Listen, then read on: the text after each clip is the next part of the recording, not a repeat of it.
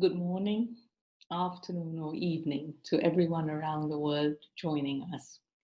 We gather again after, after an invigorating first session to talk, listen, and discuss our neighborhoods and cities.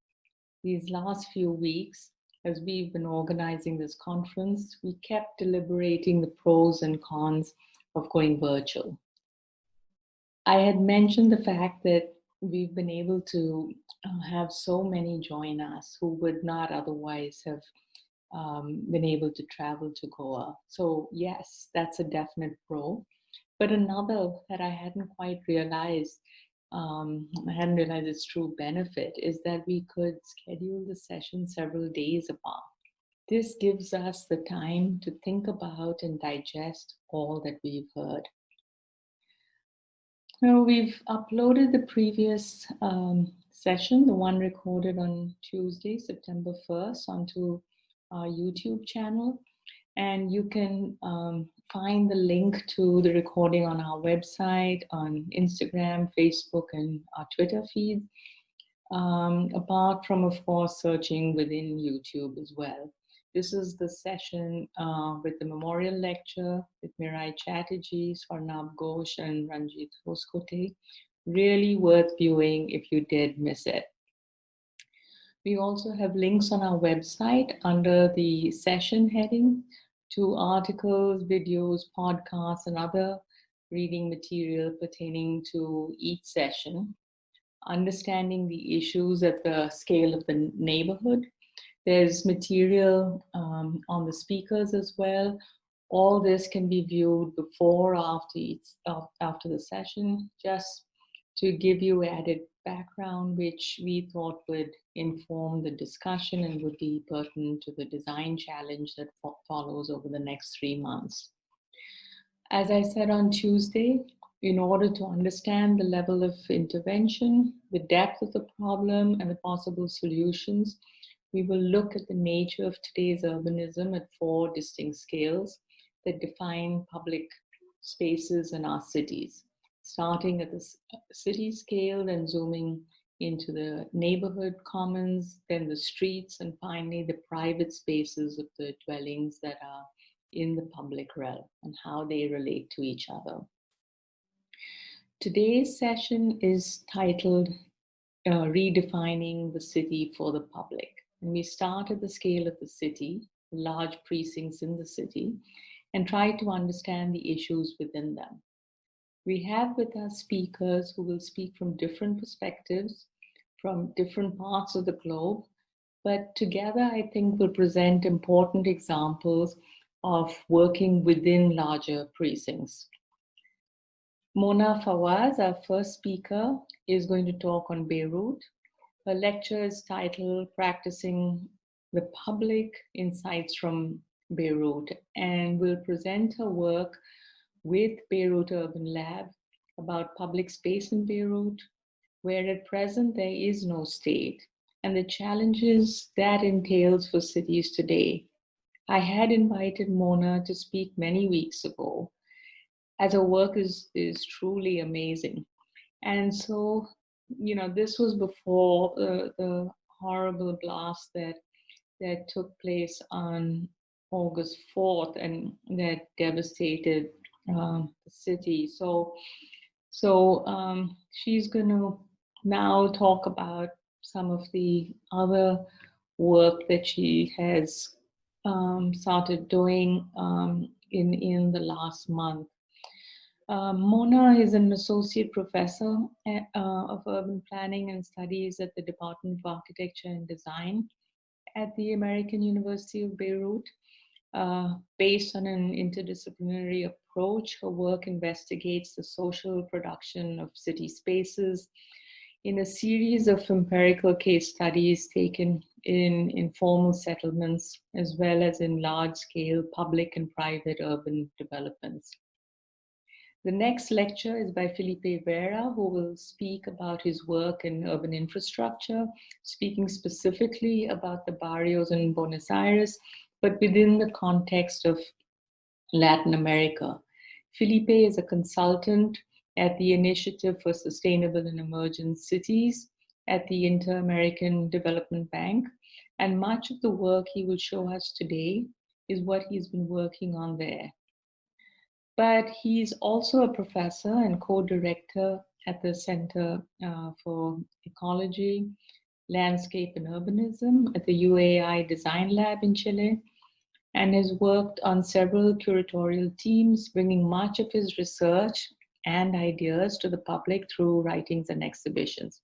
The two that I would flag as significant, though there's several of them, was his curation of the 2017 Chile Biennial on Architecture and Urbanism, and that he co-authored the work on ephemeral urbanism, Cities in Constant Flux, at the Venice Biennale in 2016 with Rahul Mehrotra.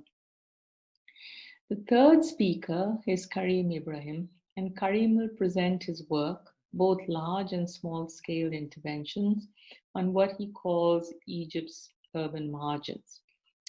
He has worked on UNDP's historic Cairo rehabilitation project and on the Aga Khan Trust for Culture, Dar al-Amar project. Last year, I had the opportunity to visit the project with Kareem. It is amazing. It's an amazing project, an ambitious urban revitalization program. It's aimed at bringing sustainable improvements in the living condition of one of Cairo's historic inner city districts by upgrading housing, public buildings, and open spaces, and developing the social and economic opportunities in the local community.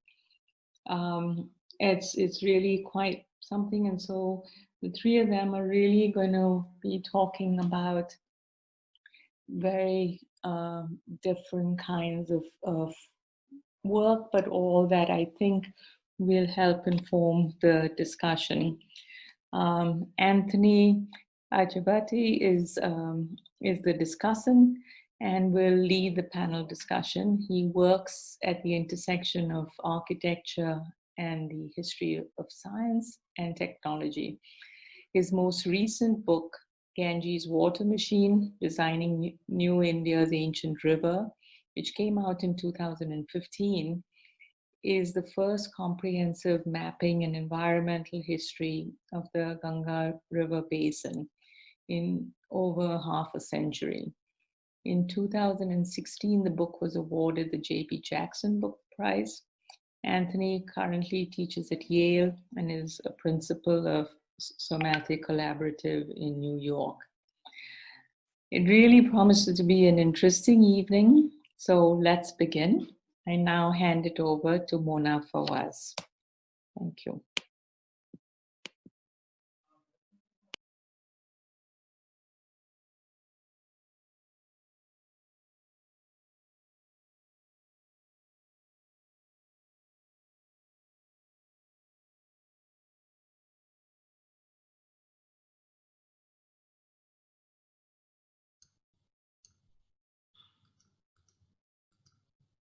Do you guys see the countdown?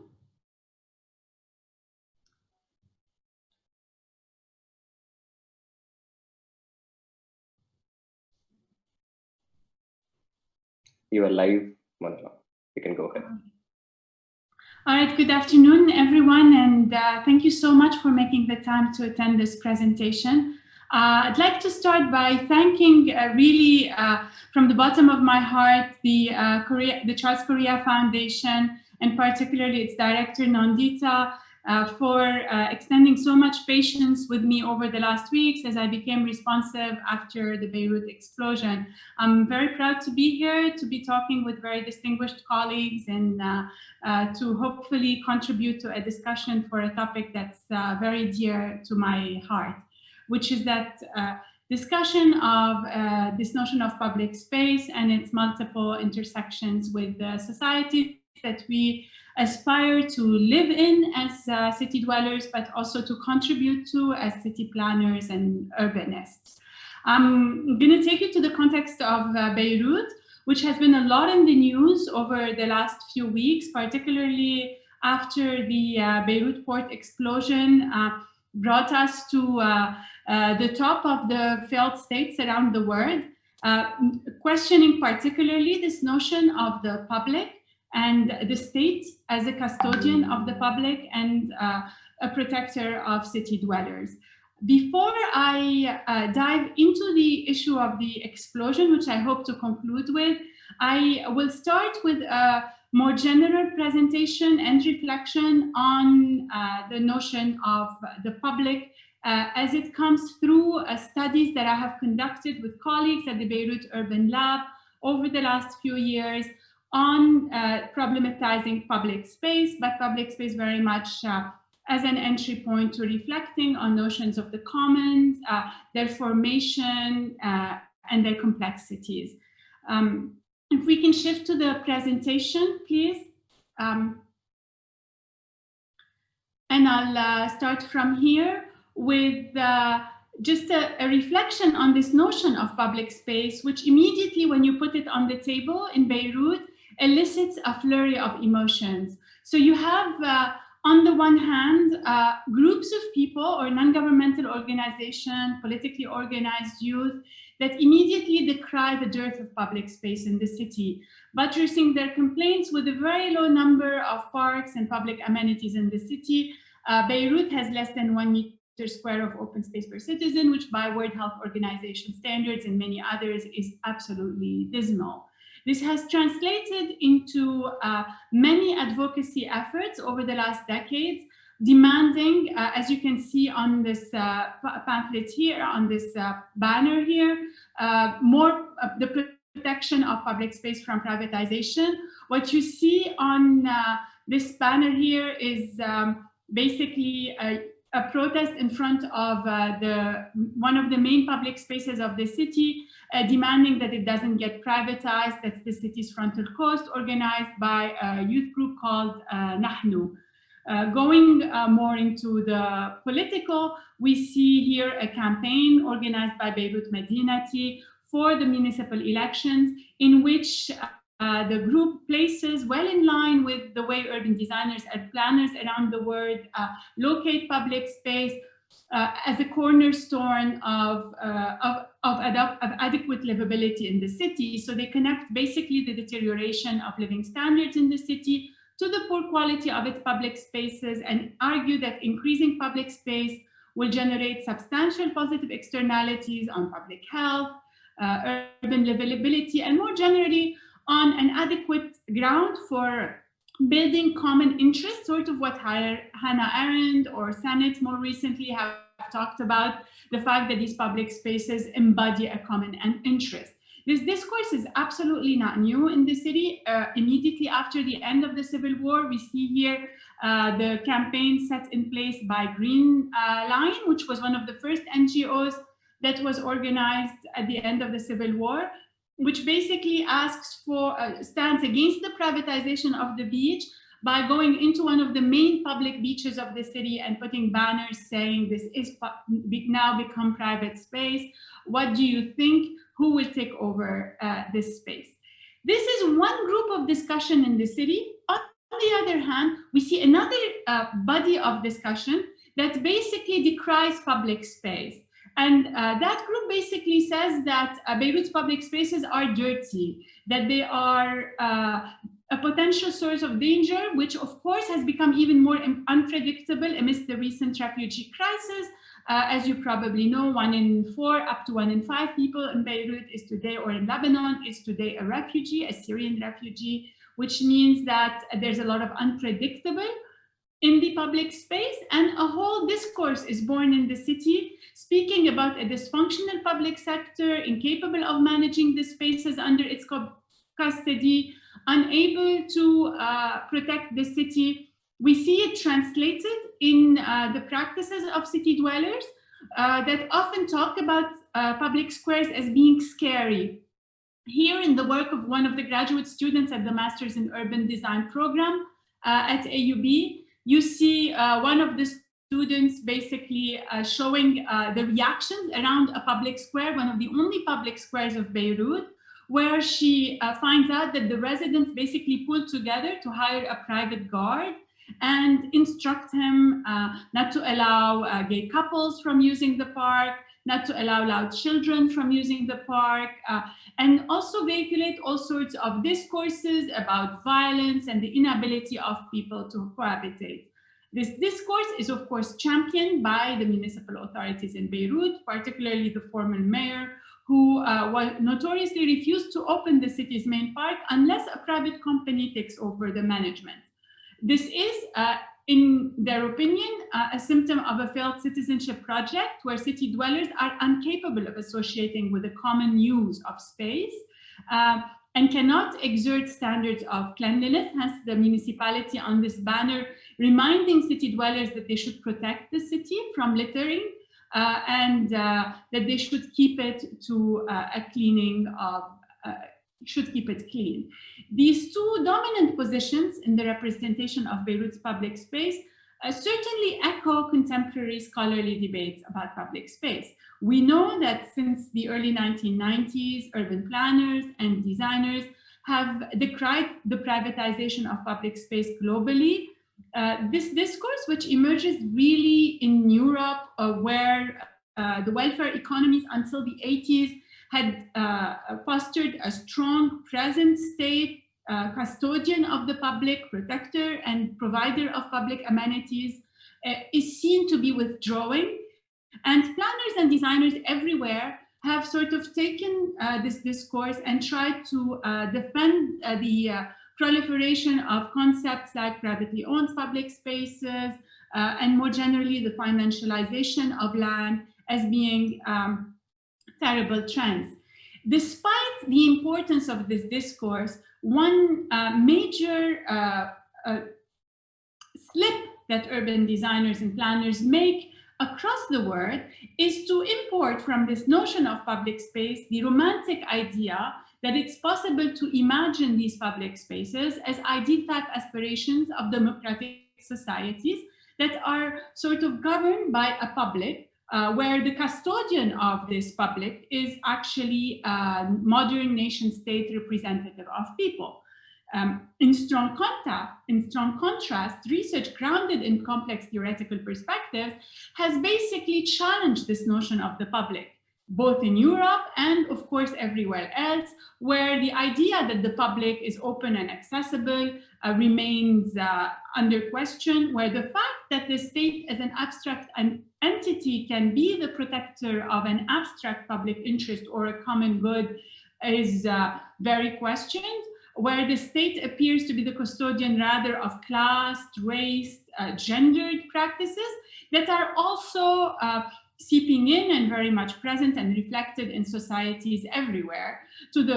And so the questions such as the one posed by Mark Hughes about who is the public ultimately, and who do we think of as the custodian of the public as urban designers, urban planners, and architects, become very important. All the more so because separations between the public and the private are increasingly under question.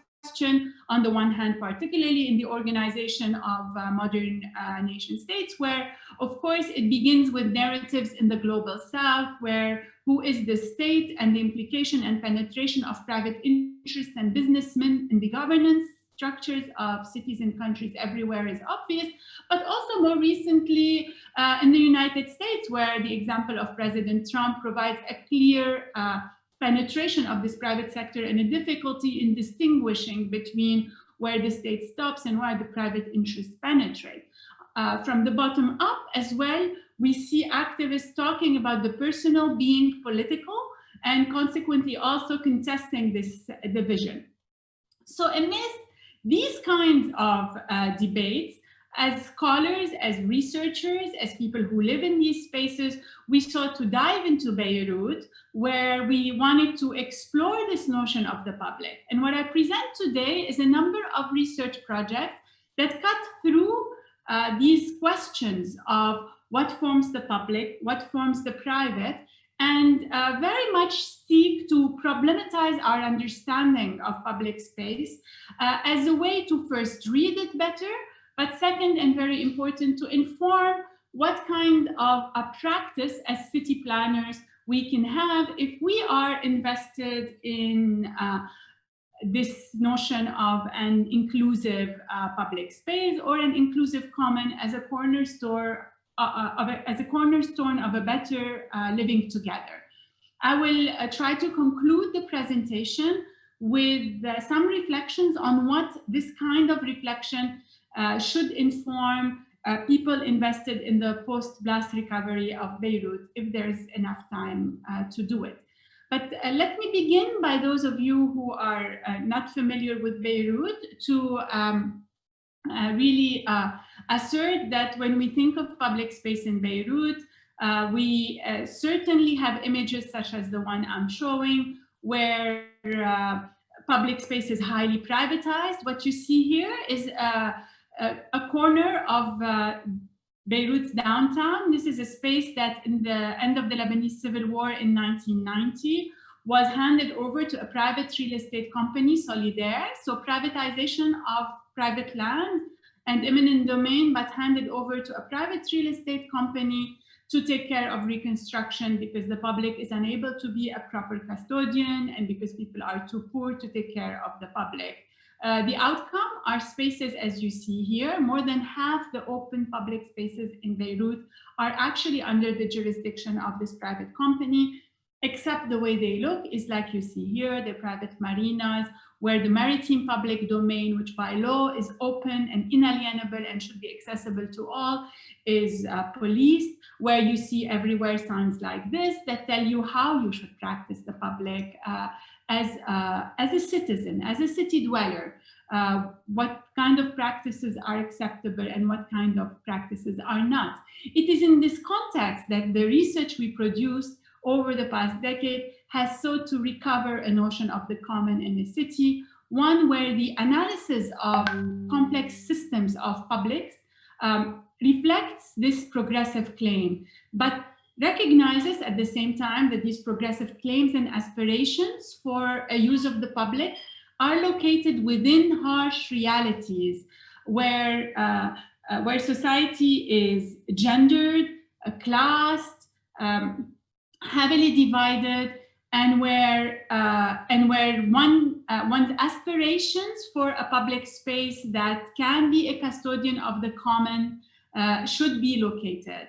So this work builds on mapping and ethnographic accounts of more or less known sites of Beirut that we lace together through narratives of resilience, coexistence, of history and presence, ways to reclaim the debate on public space, both for professionals, but also, as I said in the beginning, city dwellers. And the best place to start in a city that has so few public spaces is in the street. For us, the street very much exemplifies this notion of the public, because the streets are sites of passage, yes, as Nick Blomley has argued, but they're also sites of leisure and socialization, where people will sit, chat, play games, even soccer after hours. For us, they're sites of appearance, where individuals and groups will seek visibility or again concealment. So one can imagine that in the street, a woman or a migrant worker would seek her right to appear to others and to walk in public and be recognized as a member of the polity. The streets are also sites of thick economic transactions. This is where young men will stand on the side of the corner and ask you to park your car in exchange of a little bit of income, where peddlers will try to sell you something, where beggars will try to take something from you. Important, temporary, and more permanent livelihoods will materialize through these transactions and become increasingly, as impoverishment is rising in Beirut today, critical elements of people's livelihood. Streets are also subjects of political contestation and territorial affirmation as people seek to mark them with posters, with graffiti, and finally, of course, sites of policing and control. It's by bringing all of this together that we seek to basically use the street as a site to contest this notion of the abstract citizen. Who is imagined as the user of the public space in the framework of liberal politics, and instead tell you that in Beirut, but also we believe very strongly in thinking with colleagues working in Buenos Aires, in Delhi, in Calcutta, in Cairo, in Berlin, in Paris, and so many other cities, that every city has streets reflect the multiplicity of its publics, and public with an S, groups of city dwellers with multiple gendered, sectarian, national, sexual belongings and affiliations and identities, doing strategic calculations that constantly recompose relationships. And these relationships materialize in particular practices of ways of occupying the street. What I hope you had a chance to look at here as I was describing these is the first way in which we think the street is practiced, and it is through these complex forms of what we call inhabitation. Inhabitants that we extend from what people normally think of as a private practice to the public is a way in which people begin to mark their right to occupy this abstract street at particular moments of the day in particular forms. So the time series that you see on this graph is one of multiple ways in which we were able to document how spaces are shared and occupied by multiple forms of recognition between various actors who manage to carve spaces to rest, but also spaces to use and to sell at particular times of the day. It is through this repeated use of the place and the recognition through multiple occupations over day that eventually become recognized by other users, but also by municipal agents and policemen and peddlers and lottery sellers, etc., that people secure this encroachment, where the lady you see, for example, here in the bottom of my screen, Manal, can maintain her small carpet at the entrance of a mall, securing the base from which she and her 3 children will approach shoppers for change. It's the same inhabitants that you see here with Isam, a 40-year-old male we met, who was able to secure his coveted spot, strategically located on the intersection of 2 main streets, where he can display his produce to both pedestrians and car drivers and secure access to parking one's car in exchange for some income. Immediately, we will say that these relationships and these positions are inequitable, as you can see on the picture on the right, where our Lebanese lady beggar can maintain her seat despite the arrival of the police. So can the newspaper reader on the steps of the residential building, while the young Syrian shoe shiners have to run immediately at the arrival of the police because they do not have the same kind of protection, and consequently have to sort of run immediately the second the policeman shows. So this public is obviously not equal in its practice, and not everyone's repeated practice can secure permanent access. Migrant workers know they cannot respond to the harassment, while Lebanese males would reaffirm their authority and control the street by commenting on passerbys. And of course, this list is long. We translate this into a wider reading of how the street is inhabited. And again, we use street, not sidewalk, to highlight the porous relationship between where the cars go, where the people are supposed to be passing by, and where the building stops. In reality, this very detailed documentation of how one main artery in Beirut, in this case, this is Hamra Street, for those of you who know Beirut a little bit, is used, with the spillover of the cafes on the sidewalks, with the spillover of the peddlers on the street, with cars actually using the center of the street as a drive-through to ask for a pack of cigarettes from the nearby store, and basically creating this generally porous set of relationships and transactions where a swarming movement of panhandlers, peddlers, pedestrians intersect through and across traffic, regulated at times with a sequence of street lights, but often even disrespecting it. So sidewalks are vulnerable to cars that can climb on them, and encroach on them, but also ground floor commercial activities invade the sidewalks, blurring these relationships between public and private, and ultimately constructing this complex public that we see here as an inhabited space, which we represent graphically to reflect the complexity of the public. This public, of course, cannot exist without a policing layer. And when we say policing, many immediately think of the public authority of the state. Of course, it materializes itself, as in this case back in October 2019, when the police came in full gear, reclaiming its abstract identity as a state in front of the protesters in Beirut. But the public is also controlled very often through these kinds of geometries, where the policeman merges within an array of men, giving protection to particular individuals on the street who will be, through this relationship with the abstract public, allowed sole access to a specific parking spot in front of their stores, or the right to park cars, or allow certain cars to park and others not, or to cross the street, or to sell and become peddlers or not, in exchange of which the policeman may get some cash, or more often, very simply, a sandwich or a hot meal. This kind of policing is, of course, built within the social networks that organize relations in Beirut. So within the same hierarchies, policing is rarely exerted by women, almost never exerted by non-Lebanese nationals. So very much reflecting the hierarchies that organize the Lebanese society.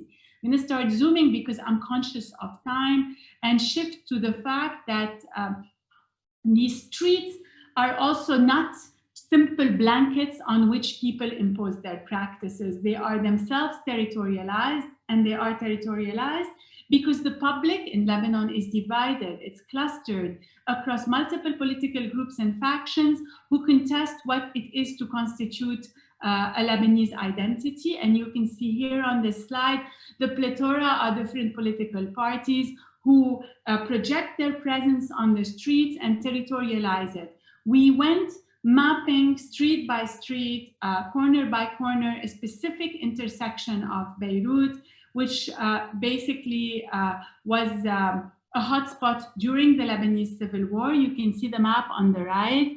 And we sort of classified those streets depending on the kinds of banners that they are. And I apologize for the quality of the slide here, but it was impossible to squeeze all the visuals in the same poster on the same slide. What you can see here are posters, banners, flags, signs, stencils, religious artifacts, statues, murals, charity boxes, loudspeakers, which are all present on the same street, and basically tag neighborhoods as the territory of a particular sectarian group or a particular religious group.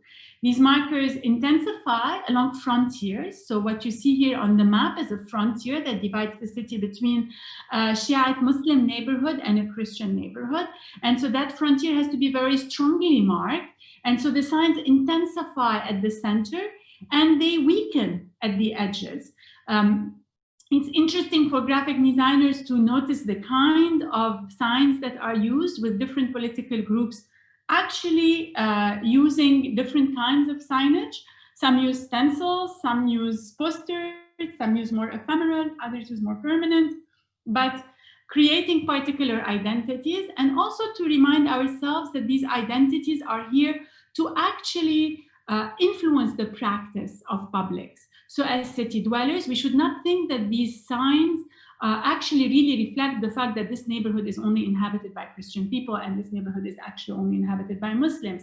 It is a signpost to indicate to users what they can and cannot do in a particular area and how they will navigate it.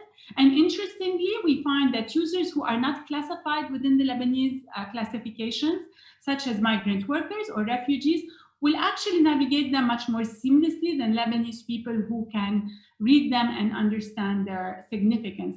But they operate really well, both to remind users of specific spaces that they need to be subdued to the particular control over a certain territory, but also to tell them that to reinforce their own identity as being members of this particular landscape or another. And finally, one cannot speak of territorializing the street without thinking about the policing, the policed form in which Beirut streets are actually marked. That was the subject of a big research group which we undertook a few years ago with Ahmed Ghaibiya and Mana Harib at AUB, a little bit before the formation of the Beirut Urban Lab, but all three of us now are part of it. So you can see it here. What we did here is to think about where there is militarized security in the street and to actually map street by street every corner of Beirut in order to mark whatever elements of security, whether it's a tank, a barbed wire, a no parking zone, a policeman standing. This is extremely eloquent because what it tells us is it tells us that basically what is being protected in Beirut today are at most 10 individuals, 10 men, who are all politicians and whose quarters are heavily policed and militarized and protected. And those they are actually being protected from are us, the public, the city dwellers. And so we are constructed as a threat from them. Our practices are constrained, policed, stopped, harassed, etc., while they actually navigate the public and actually they are the ones who are constructed as the important places that are threatened and in need of protection.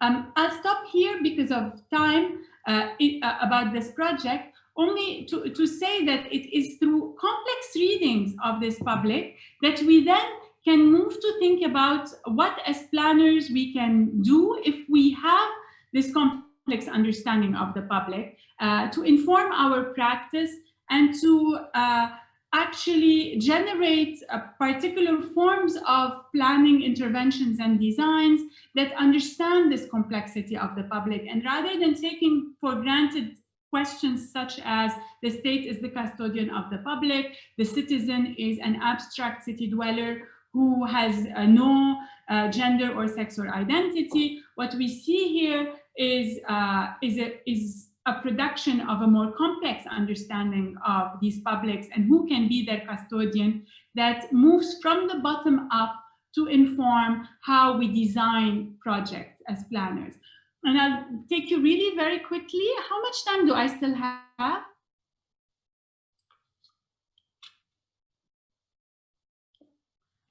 I'll assume 5 minutes, I guess. I'll take you very quickly through this project in which we attempted to map the public practices along Beirut's coast. By law, it's maritime public domain. It's open to everyone, and it should be accessible to everyone and protected by the state. In practice, we were able, historically, of course, it was that way. In practice now, it's absolutely not that way because of occupation, including by the Lebanese military, by Lebanese politicians who privatize sections of the beach and render them their own. So to contest this practice, what we did is to basically restudy how people use the space, what kind of groups protect particular areas where the private property has seeped into, and design consequently interventions in which we visualize possible practices of the public, hand them over to city dwellers, and build planning mechanisms and planning interventions that actually translate those practices with in mind who will be the custodian of this kind of practice and how can it materialize in ways that protect certain practices, for example, protecting the fact that women do want to go to the beach, but this requires more protection and enclosure that in a relatively conservative society, or that private interests here are extremely strong. So we need to mitigate them as we design our interventions in a way that we don't say you cannot build, but we can contain you and put you at the corner. Don't have enough time to talk about it. So I'll skip all of these to just, in 1 minute, take you to the Beirut blast, where Again, the same practices of the public were documented in a lot of detail in order to be able to understand what kind of shared spaces already have custodians. And you see here Lebanese youth coming out to clean the damaged spaces, including the public spaces, trying to recover them as places where they used to sit and play. And we translate this through overlaying layers of heritage, property, purchased vulture developers, etc. We overlap them, and we begin by advertising, by making shorts and sharing information with the public about who owns what and how, and what kind of threats they will face as they try to recover the neighborhoods that were demolished. And through these kinds of analysis of the public, what we're trying to do is to work to reignite this ecosystem of individuals, groups, political parties interested in the public within a complex understanding of the layers of the city, so that we can basically activate protectors of the public, knowing that the state cannot play this role in this particular moment, and showing signposts about who else will actually be acting, who are the actors who will be acting as predators for the against the public. I know I've exceeded my time, so I want to apologize, but I hope that I give enough signs so that we can start a conversation about how do we practice planning when we are interested in accounting for these complex understandings of the public. Thank you.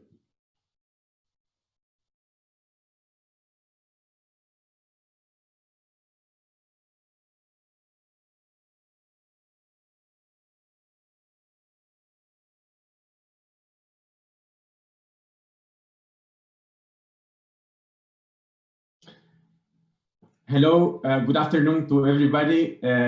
Thanks to the Charles Correa Foundation for this invitation. I'm really excited, and thank you, Nandita, and all the team.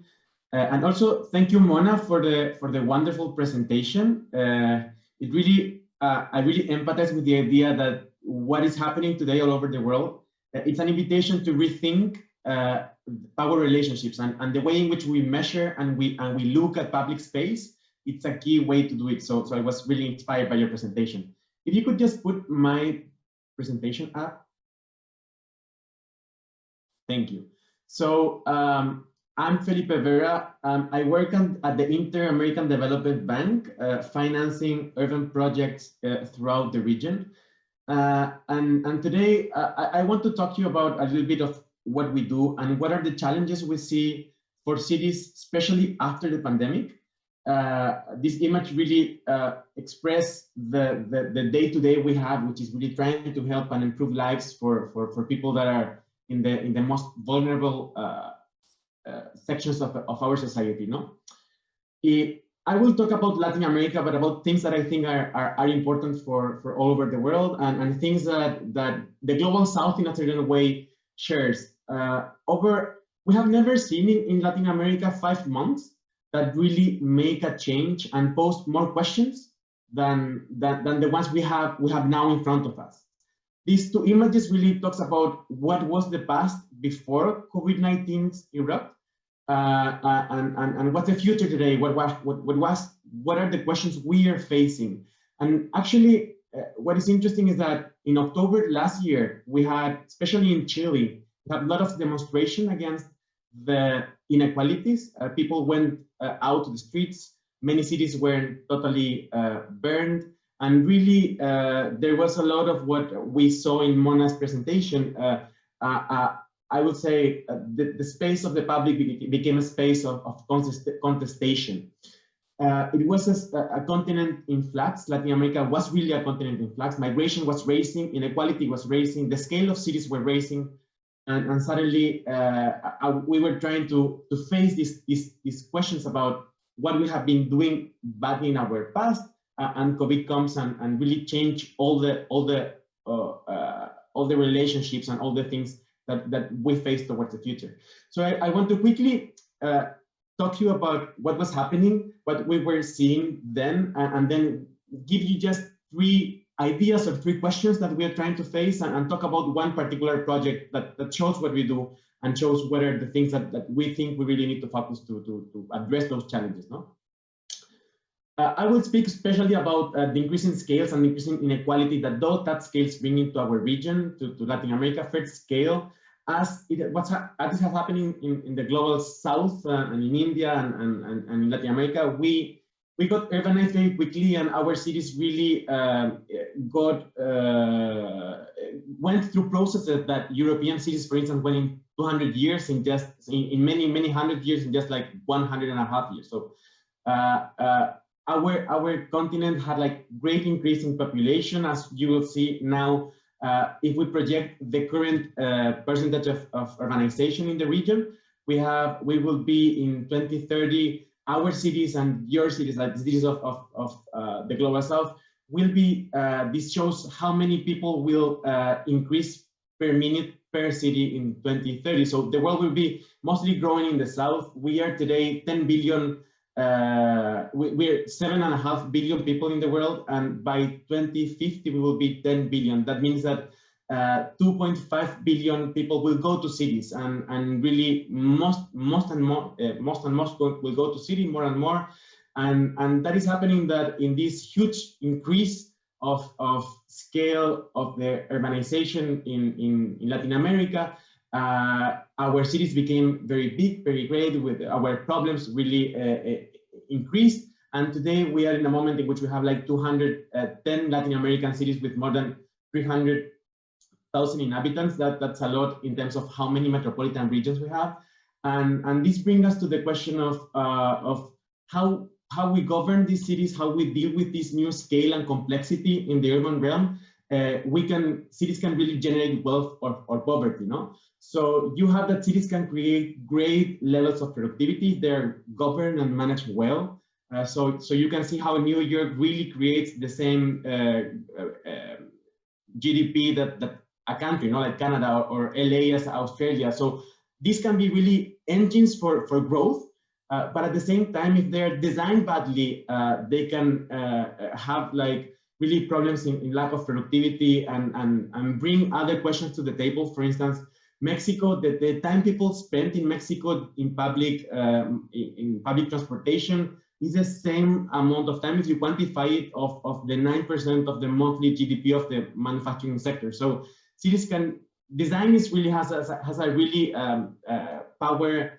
The way in which we design and we govern cities has really a powerful take on how cities can be engines for growth or really bring more problems and things. And as cities also grow, we have like more struggling in providing services and bringing water and sanitation and things that everybody in the city needs. So that this huge growth that we have experienced in the region has also brought other kinds of questions, and the most pressing ones that really took everybody to the streets last year was the idea of inequality. So as we know, the 10% of the people that owns wealth in the world, it's only increasing. The evolution of inequality in the last 40 years, as this graph shows, tell us that cities and people that owns the wealth and the money only become richer and richer, and that has brought to a moment in which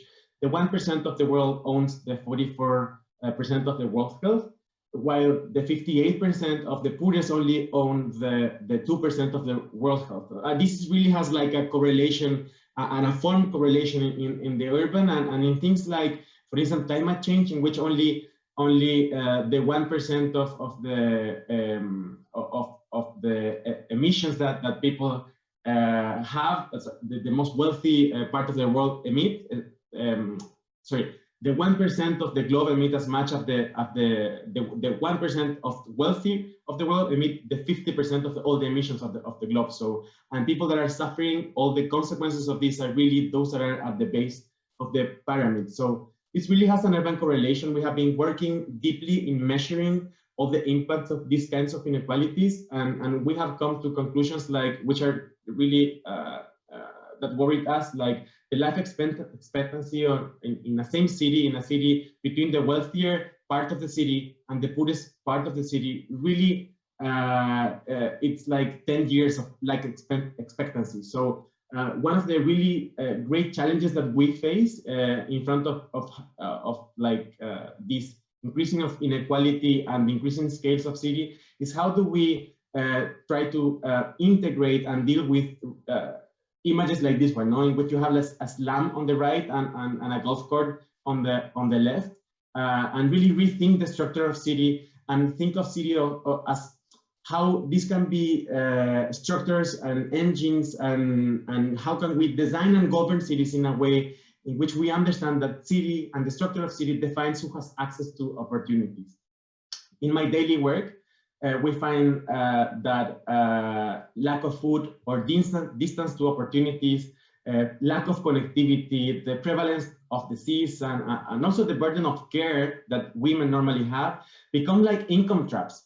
This wants to say that, with this I want to say that, and we have seen this in Duflo's work recently, that we can really show that in the way in which we design cities really creates this equation in which people, a lot of people, those that are in the base of the pyramid, can only think that in the future they will have an income that is less than the income they have today.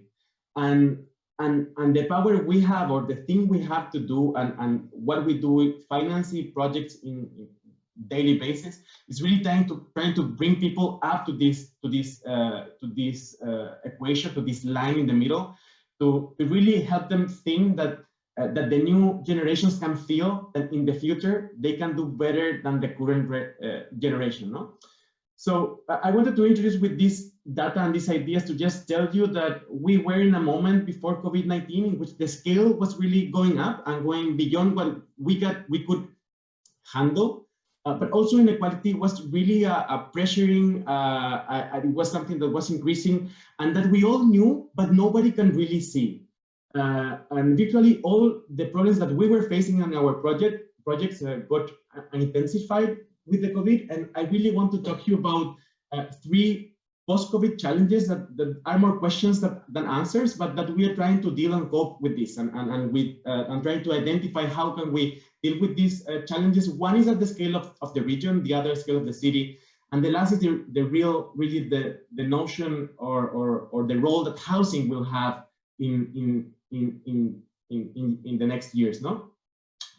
First, we have been working strongly in migration. It's weird that if we think of the continent before the pandemic, the continent like Latin America was a continent in flux. We had like an incredible increase in migration flows. Today in the world, 1,000 million people migrate. From those, the 25% migrate from one country to the other, and really this is just increasing. By 2050, 350 million people will be migrants. This is huge. It's like the 3.5% of the world population. Today it's migrant. And what we have been looking at and working closely with cities in understanding what were this migration that got stopped with the COVID is that migration has changed. Migration used to be incremental, was like slow. People were going to cities slowly, and from incremental become sudden, become really rapid. Then migration was aspirational. People was going from like to other countries, slowly looking for better opportunities, and more the level of inequality and also the consequences of climate change are making that migration changes from aspirational to forced more and more. So what cities will see in the future is that they will receive a lot of migrants that will come very rapidly, and that will come because they have to, because it's the only way they have to survive in a way. And the other is that migration used to be more permanent. People will go, and generations after generations will really live in the cities, in the new cities, in the new future they build. But now migration has become reversible. So people and communities will go to cities and then will stay there for 10, 20, 15 years, and then they will go back. So that's another kind of like challenge to cities. So this is just a chart showing how, especially the Venezuelan migration, went to many cities in Latin America, pressing and making something, that slums grow really big, because slums are the ones that receive migration flows.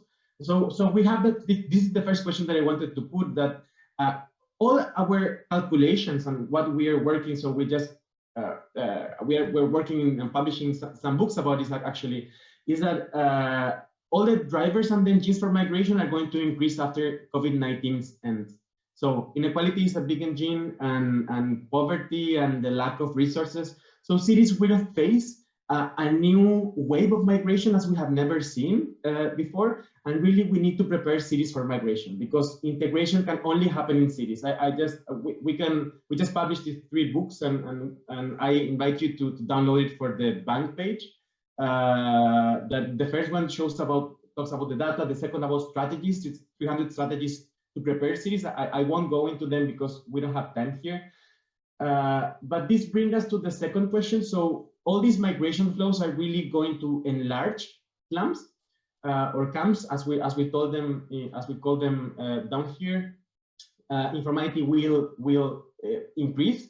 And our region now, Latin America, we have a 30% of people living in slums. We living so 134 million people lives in poverty conditions. That for us, it's a lot. That used to be a very stable number that was like going down. It went up slowly with migration the last like 10 years before the COVID. But the last 3 years, right before the COVID, we start looking at this. So there was a huge increase in slums in countries like these are images from Chile. Chile was a country that in the 90s had all the informality really resolved. The numbers of people living in informal settlements was really low, and suddenly, for some reason that we cannot explain yet, cities started to receive a lot of people that went to slums. So we have been working and my daily work is mostly about how do we integrate people that live in slums to the city. So I work in big financing, like I manage a portfolio of more than $1,000 million for doing slum upgrading.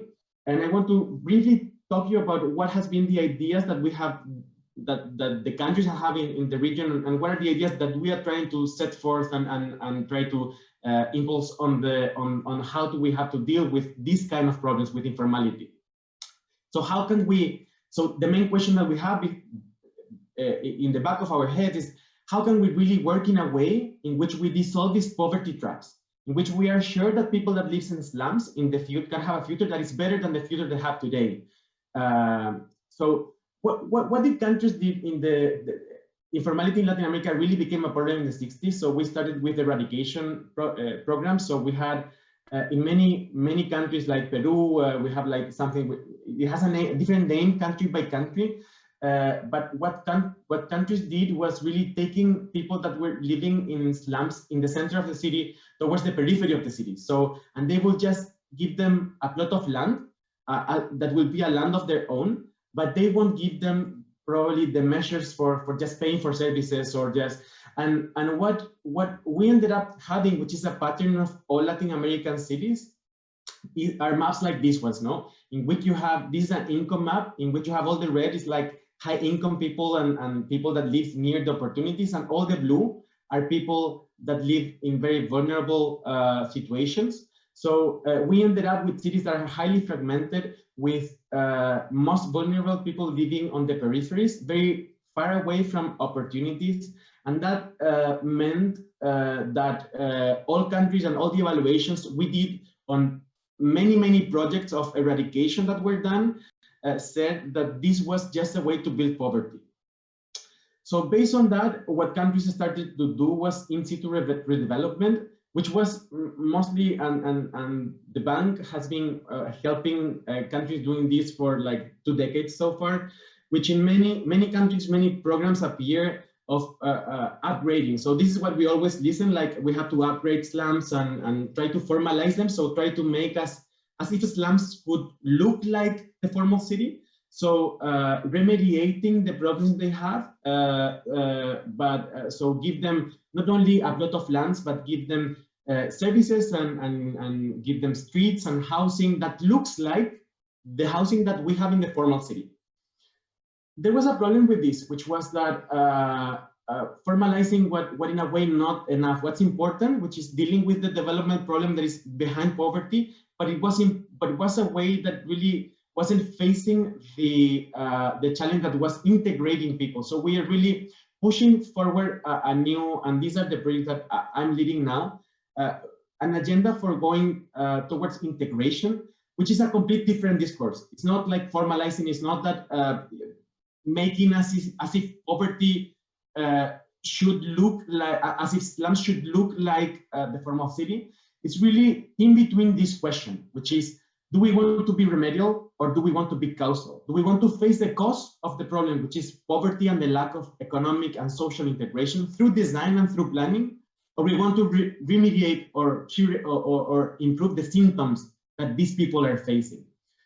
And this really brings us to the question to the understanding we have of the informal. So I think there has been really people that fetishize the informal settlement. So there has been a focus on the informal settlement. We really think that in order to deal with poverty, what we have to do is improve informal settlements, but really we have to work on the informal city and we have to understand the informal city.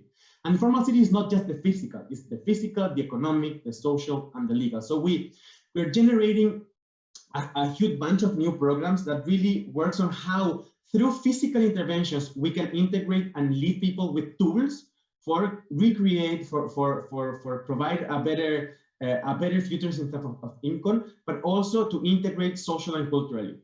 I will talk to you only about one of the kind of 8 or 9 programs that I'm leading in the region now, which is an urban integration program here in Argentina, where I'm speaking from now. And has to do with this. It's called Barrio 31, Villa 31. It used to be Villa 31, which in Spanish means slum 31st. So you have here on the right, this is Buenos Aires. You have here on the right the most wealthier part of the city. You have the train lines separating this wealthy part of the city with a slum in which 40,000 people lives, and highly separated. So even if they are juxtaposed one to the other, the numbers, the ways in which they are integrated to the city are really different. Just to tell you some numbers, you have the 72% of the people that have completed in the city of Buenos Aires in general, not in the wealthy part, but in general, have completed secondary education. In the slum 31st, only the 24%. And then you have the same in medical coverage, you have the same in informal income. So this shows that it's not just a physical matter. And this is how the slum looks like. It's really a place of migrants. More than the 50% of people here are Paraguayans that work in construction. And since 1910, that when these people came here and really started to create this settlement, there has been many attempts to formalize it. And we really put the question of how do we convert or make this slum into a neighborhood, and this really links to, I think, to the idea of this conference, no? So in order to do that, and I will tell you about some key strategies we use and some key moves we are trying to put, and that with great results so far in this project. So the first thing was trying to invest a lot of funding. We invest $100 million for things that I will show you now. And one of the first thing, I think the most symbolic one, was understanding that in order to integrate this part of the city and make this slum a neighborhood, we had to change the narrative. It wasn't the slum that had to become part of the city, but it was the city that had to become, in a way, or participate of the slum. So this small building that you see here was the first thing we did. Today is a center for economic development and training for local communities, but it used to be the place in which the biggest drug dealer used to have their headquarters for all their business in the slum. And the first thing we did was taking him out and creating this this building, which has on the first floor, it has the center for training, but in the second floor it has the mayor. It has an office for the mayor, and we convinced and we work with the mayor with the idea that he will come to the slum once a week, every Thursday, to work from the slum. That was the only way in which the city could really, by participating in the daily life of what these people were living, was one, giving a symbol that this is really happening, and then that the commitment was really high, and by the other hand was having like dissolving a threshold, no, that is in between the formal and the informal in a way. I will talk you quickly about 5 big operations that reflect the approach that we had. The first one that was we had to finance the Ministry of Education for the city. So we decided to make a competition, and we brought this big building, which is the Ministry of Education, to the center of the slum, and we brought also 3 schools, which has like better standards than the schools of the rest of the city. And the second thing is that we really changed the narrative about housing upgrading. We are not providing new housing here. We are just making better the housing stock that is here, that is already on the slum, because it's a way also to tell people that we put a value on what they have built throughout the years, but also we are doing it in an incremental way, using it as a pretext to teach, to train people for acquiring capacity to being more functional in the construction market. So this is just an images of what we are doing. Then we really hierarchize the public space. So we are working with the communities in really build together a complete new narrative of public space. I don't have time to really talk about the nuances, but I think these are the key operations that we are doing. And the other is being really bold in how do we bring the formal towards the informal. So you saw that there was a street that divided the neighborhood in 2. What we decided to do was doing a bypass, really taking out that street that has like 6,000 people living beneath the highway. And we decided that we will convert it in a big public space and a big park that will be a park that will be the continuation of the most important street and the most important part of the formal city. So we make a competition. Iñaki Alday, that you might know, won the competition. This is part of the project, but basically we'll be cutting, we will create a bypass, we will cut the street, and this will become a huge public space that will bring people from the slum and people from the city together, will bring a metropolitan scale to the problems that we are facing. These are just some of the images we're doing. We just published a book about this project, and we can discuss it further in the questions if you want. And just to end, I wanted to bring you with one question, which is the role of housing. You know that in our region, 3 million houses are built per every year. And with great government participation, but the COVID also brings us and put greater the question of if we have to face quality or quantity. Really, the 94% of the budget that we have for housing is devoted to new housing, but it makes no sense because the shortage in housing in the region is only the 6%. The 90% of the problems that we have with housing is about housing stock and the quality of housing stock. For instance, in Argentina, only the 27% of children have had in the last months an interaction with a professor, and this is because they don't have internet. So the lack of having good housing or decent housing was really also a problem of how we educate. So one question is, how do we improve stock? We published this book. I will go into it, which is about how do we really think about housing in a different way. But what I want to put on the table is that houses and housing will really acquire a complete different role in the future. Housing will be not only the place to sleep, it will be the place to work, it will be the place of integration, and it will have a greater interface with the space of the public. And we really have to rethink housing from the very ADN of what we understand by housing. So just to end, I want to just tell you what are the main conclusions. One, I think this is a recommendation mostly for highly rapid urbanized geographies as ours, which is we have to strengthen the metropolitan governance. We have to create ways to govern better this huge scale. then we really have to focus on the migrant population, because migration, it's here to stay. Migration is here. Migration is the new reality that we will face. The globe is going to, after this pandemic, will be in flux in a more accelerated way than what it was before. Then we really have to start creating a new national response to slums, but we have to do it in a very committed way through the lenses of integration, not through the lenses of slum upgrading, because that is a complete wrong approach that really perpetuates poverty and perpetuates the poverty traps that we were discussing before. And the final thing that I want to say is we really have to imagine as designers and planning, what is the role of housing? But we have to rethink what we understand by the house itself. And from that, from this new design approach, really think about policies and politics and the big scales. But we really have to place housing at the very center of the challenges of cities for the years to come. Thank you.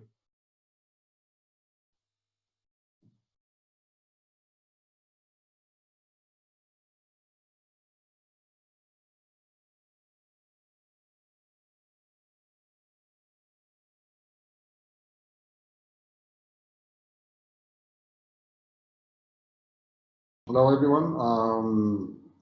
First, I'd like to thank the Just Korea Foundation and Nandita for this very kind invitation to a very exciting event. It's really a very learning experience for me, actually, to hear the colleagues actually presenting the work in Latin America and Beirut as well. Today, I'm going to speak about two cases from the Egyptian context. One of them is related to the work conducted by the Aga Khan Trust for Culture over like a period of almost 15 years of work between 1997 and almost like 2012. The other is a project that I've been working on since like 2010 and still an ongoing project in Cairo, in Upper Egypt, in Luxor.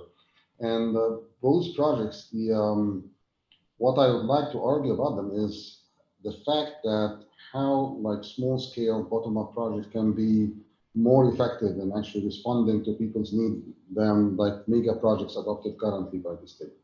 So can we put the slides and actually start the presentation, please?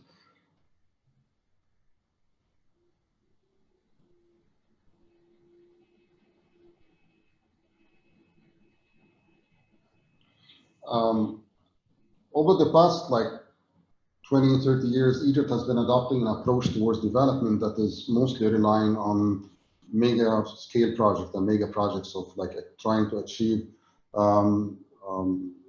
large scale projects that within the mind of the state would fulfill the current need of the population. This culminates itself, in fact, in a project such as the new administrative capital, which is a project adopted by the state since 2015. To build a new mega city to the east of Cairo. And this project has been like the center of attention of like national resources, the state and like different ministries have been working on this project as the project actually to address Egypt's urban problems. And that would create like a new beginning for like urban realities in Egypt. The size of like this new city is huge. In fact, it's almost like 740 square kilometers. To give you an idea, this city is as big as the entire of Singapore. So, so it's like a large development that's actually absorbing a lot of like national resources. And basically, the argument is simple that the government is making. It's we need a new administrative capital because we need more housing. So the government says that's for almost the last decade, we need almost 500,000 housing units per year. We need to reduce congestion and high densities in existing cities in Egypt. So for you who may not know, Egypt would only living on 7% of the country's like footprint. So we need new cities to absorb these densities. And third, like what the state says, okay, if we had problems in the past with new urban communities and new cities, this is completely a different beginning. This is the fourth generation smart cities that actually we're building right now.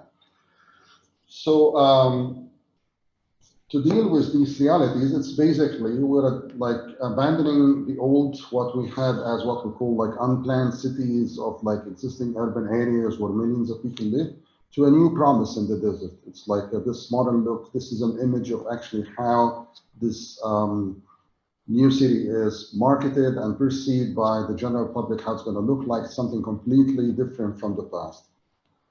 However, like if we look at the arguments based on which such cities are being developed, it's basically when they say we need more housing. It's fact, yes, we need more housing, but not through building new housing units, by unlocking the existing potential of housing. So if we look at like major Egyptian cities over the past like 2 decades, we find vacancy rates of almost like 30%, which is relatively high to like major cities like the Egyptian cities. We, until like 2017, we had almost like 12 million vacant units that are completely locked, unused, and actually putting them into the market would respond to this proclaimed like housing crisis. When we talk about housing affordability, for like building new housing, it's not only about the number of buildings that we've built, but it's also the affordability of this housing. This slide in Arabic, but it simply says that 89% of Egyptians cannot afford buying housing from real estate developers without government subsidies. Over the past like 4 or 5 years, like between 2014, 2018, the housing prices increased by 400%, while like average salaries increased by only 200%. So there is an increasing gap between housing affordability and like housing prices in a country like Egypt. So as a response, what people do actually is that they build more and more like informal housing. Almost 2/3 of like the housing stock in Egypt is built informally, either by building on state-owned land or like changing the use of agricultural lands into housing. And as a result, what we can see that where the government investments go, in fact. So here, for example, this is the number of like the increase in population between 2006 and 2017 in Egyptian cities.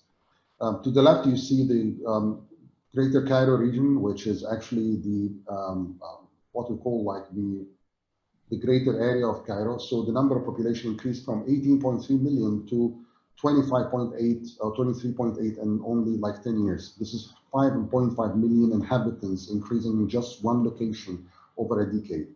Comparatively, we see like the major like new cities like the new administrative capital increased from barely 500,000 inhabitants in 2006 to almost 1.1 million inhabitants in 2017. Yet, new cities, they absorb almost like 50% of Egypt's budget, public budgets, like directed towards the built environment. So almost like 1% of the population, we get 50% of our national budget directed to the built environment. As a result, like we say that there are like escalating levels of inequality in Egyptian cities. This is a piece of research we've done in our firm in 2015 about access to sanitation. So what you see here is the existence of private toilets all over like the Greater Cairo region for almost 20 million inhabitants. And as you can see, almost everyone has access to toilets. But when we talk about the network coverage of like the sewage accessibility to the sewage system, in 2006, almost like 2/3 of the city was not connected to like sewage networks. Yet we're building new cities and ignoring the existing problems in our existing cities. So we're following through this mega project approach, tabula rasa model. If you cannot fix the problem in Cairo, build a city called New Cairo that was built in around the year 2000s. If it's like doesn't work, build another one called New Cairo and then a super New Cairo. Just like avoid the problems of the existing urban fabric and then build a new city to the east. This is the way out of like this dilemma of urban problems in the Egyptian context.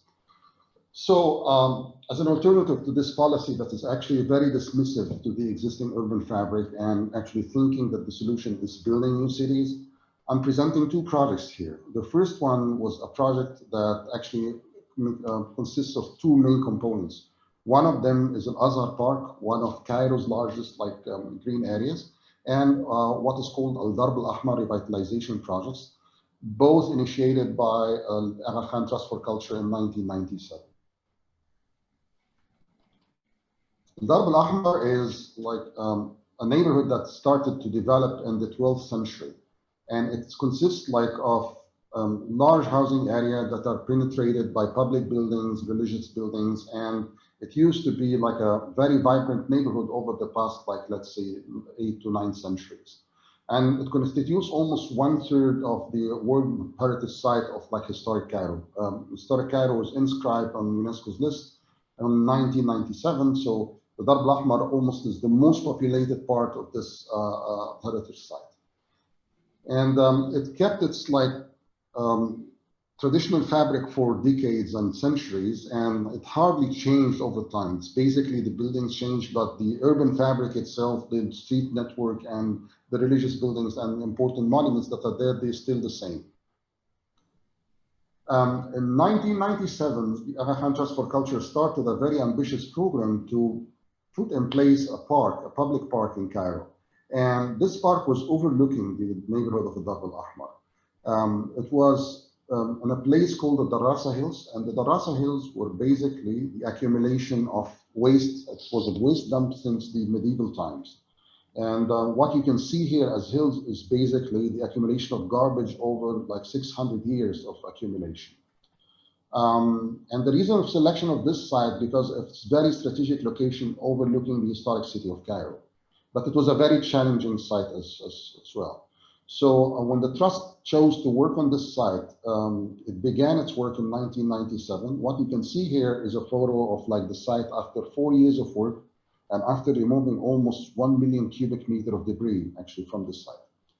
And the result was fascinating. And this is how the site looked like in 2007 after like 6 years of the photo that you have seen, turning this into like a green lung of Cairo. And to say like about the importance of this site, when this project began, and actually until today, this share of green space for like a Cairene citizen is almost 30 square centimeters. It's almost like a piece of like 2-inch by 3-inch like piece of green space. So adding this green line to Cairo was like a real great addition to the city. So basically, when we started work, like the project started working over there, it resulted into it became like a magnet for the city of Cairo itself, not only serving the population that's surrounding this site, but also like everybody like coming from the rest of the city. Nowadays, like this park receives almost 2.5 million visitors a year, which is like a great number of visitors in a city like Cairo. This project was going in parallel to it. There were like other projects that were happening in the neighborhood itself. So for example, there has been a program for monuments restoration. This is the 12th century wall of Cairo, or the fortification over there. And it was completely buried under debris when the project started. And it was restored using like local youth from the neighborhood that have been trained by professional restorers and conservators from the project. The result was amazing because it's like after 15 years of work, the project was able to uncover the entire like historic wall in this stretch of the city and completely restoring it, making it accessible to the visitors and actually work in the neighborhood itself as well.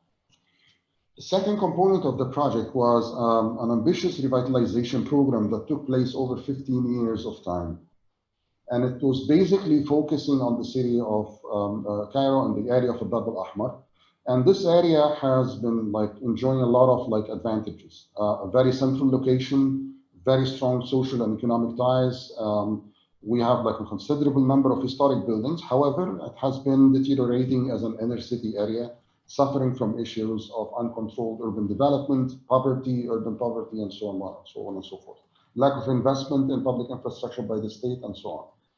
So in order to address these complex problems, AKTC came up with a program called the Darb al-Ahmar Revitalization Project, which is basically a multi-layered and multi-sectoral intervention program. This project was aiming at looking into the city in a more complex manner than just basically inserting like some physical interventions. So it was looking at plan like the physical interventions such as planning, public open space, housing rehabilitation, upgrading of public buildings, giving access to microcredit to local inhabitants, working on employment issues, basic social services such as health, education, and environment. And what's unique about this project is the way the integrated approach that it followed actually to address complex issues within inner city areas. So for example, housing program was one of the very important pillars of this project that actually addressed for the first time in the history of the city, like inner city areas and how to deal with the housing stock in a way that is participatory in terms not only from like a design point of view, but also from a financial point of view, how people can contribute to the rehabilitation of their houses. Together with this program, the project was able to restore more than 120 residential buildings, not only from the outside, but more importantly from the inside, so to improve like living conditions into these housing projects. It was selected as an international best practice in 2008 because of its inventiveness in mixing together technical, financial, and legal issues together to come up with a sustainable housing program. This was reinforced by an urban planning effort that actually worked for almost like after 8 years of the beginning of the project started to develop an urban plan, which is usually the opposite of like working on such projects. So the project started with implementation first and then looked into planning issues to come up with realistic planning proposals. In fact, to address issues of like how to deal with this very complex and historic fabric in a way that is actually subtle and reinforced like the existing lifestyle in the neighborhood. This translated also into like public open space intervention. So what you can see here is one of the sessions we had with the local community members to reshape existing public spaces in the neighborhood, and actually trying to understand from our side the complex nature of such neighborhood, like Mona was presenting in Alhambra Street, for example, the mapping of the networks and behavioral aspects in the square. We did almost the same there to understand the relationships, the gender aspects, how children use the space, and so on, to come up with something that is actually can be used by the neighborhood people, actually give more space to pedestrian movement and people to use the public space that is more in a human manner than just like taking the square for the cars and mobility. So these were like some kind of the interventions that took place in the square, making it more usable, more visitor friendly. Another aspect of the program was to look into public buildings in the neighborhood. And what you can see here in the picture is a building that was built in the turn of the 20th century and was completely abandoned when the project started, deteriorated, and actually had almost no ceilings or floors. It was completely falling apart. The project restored this building, and basically to send the message is that every like piece of furniture or like lighting or tiles in this like building was completely manufactured within this neighborhood using the local craftsmen over there. And basically what we wanted to send is that existing assets, existing like resources within such a neighborhood, if well managed and put together in a way that is effective, that they can really change the neighborhood into something that's much better. This building has been heavily used by the community. After its restoration, it was used for community gatherings with women, for example, environmental programs. It's been used for children because it had like a children library visited by almost like 1,500 children every month. And speaking of furniture, for example, the project worked together with local craftsmen in the neighborhood to build their capacity to actually not only to supply all the project supplies, including the park, including all the rehabilitation program, but also actually to work with them to display their goods and stuff and that can be sold to the outer market without middlemen to increase the level of their income. And finally, the project worked also on capacity development and building of local NGOs, but also its own staff. One of the major achievements this project left behind is this group of professionals, development practitioners that have been actually enriching the environment, like the Egyptian context, with their like expertise on this project, and most of them have been now in very leading positions. However, the picture is not that bright actually regarding this project. After like the 2011 uprising, there have been like almost like inability of the state to control any kind of like building activities in the country. As a result, there have been lots of building violations in this neighborhood. People started to demolish existing buildings in this historic neighborhood and to start building like high-rise buildings. And one of the very important lessons learned about this project was, despite the fact of its integration, it's working on physical, social, and economic aspects altogether, it didn't pay enough attention to governance aspects and how like urban governance can be reinforced in a city like Cairo, even on a very small scale, leaving behind like functioning like models of governance. This is something that I think was lacking in this project and can be like actually addressed in other manners. The second project is a project that actually following the same steps with some twists in Upper Egypt. This is a project that my firm has been initiating since 2010, and still until today we've been working on this project and still going to be working on it for the next 4 years. And it's co-funded by the USAID and like many, and it's being done in partnership with different Egyptian ministries and government. The Luxor Governorate is a governorate that is located to the south of Egypt, and it encompasses 3 main cities, Luxor, Armant, and Isna. And Isna is a city located almost like 60 kilometers to the south of Luxor itself. This is where the project is taking place. But let me get back to Luxor itself because there is something that I want to tell about it. In 2009, 2010, Luxor became a governorate. Before that, it was only a city. But when it became a governorate, it had a very ambitious governor that decided to upgrade the city and to inject a series of what we call like mega projects in the city, making it more attractive to tourists and from his point of view to more like civilized than the case before. And to do that, he started like a very massive like campaign of demolitions. So what you see here, it's not like 3 streets, it's actually, it was 1 street that has and had like buildings overlooking it, and he like demolished like the entire stretch of buildings to expose the Temple of Luxor that you see in the background. And to do that, they had to almost bulldoze their way through the city. So you can see like buildings were cut in half, like avenues were opened through this like the city. More than 300 historic buildings were demolished to actually pave the way for this grandiose like project of like attracting more tourists, and that was the result in the end. Tourists didn't come after demolishing all of these parts of the city. You can see the cranes. These are the Karnak temples, like temples that have been built over a period of like 2,000 years. They are one of the most important cultural sites globally, not only Egypt. And you can see the cranes in the back. You can see like this promise of tourists that were going to come, and they never came, in fact. So we were working like as a team, like of professionals within these parameters in 2010, trying to develop an urban plan for the city of Isna, working with the same governor, with the same people who have been working on the demolition plans in Luxor. The city of Isna itself, as I said, it's located like 60 kilometers to the south of Luxor. And it's basically very well known for what we call the Temple of Khnum. The Temple of Khnum was a Greco-Roman temple built 180 BC, so it's almost like 2,000 years old. And it was the only attraction in the city, known for tourists, known for the public, and known for the officials as well.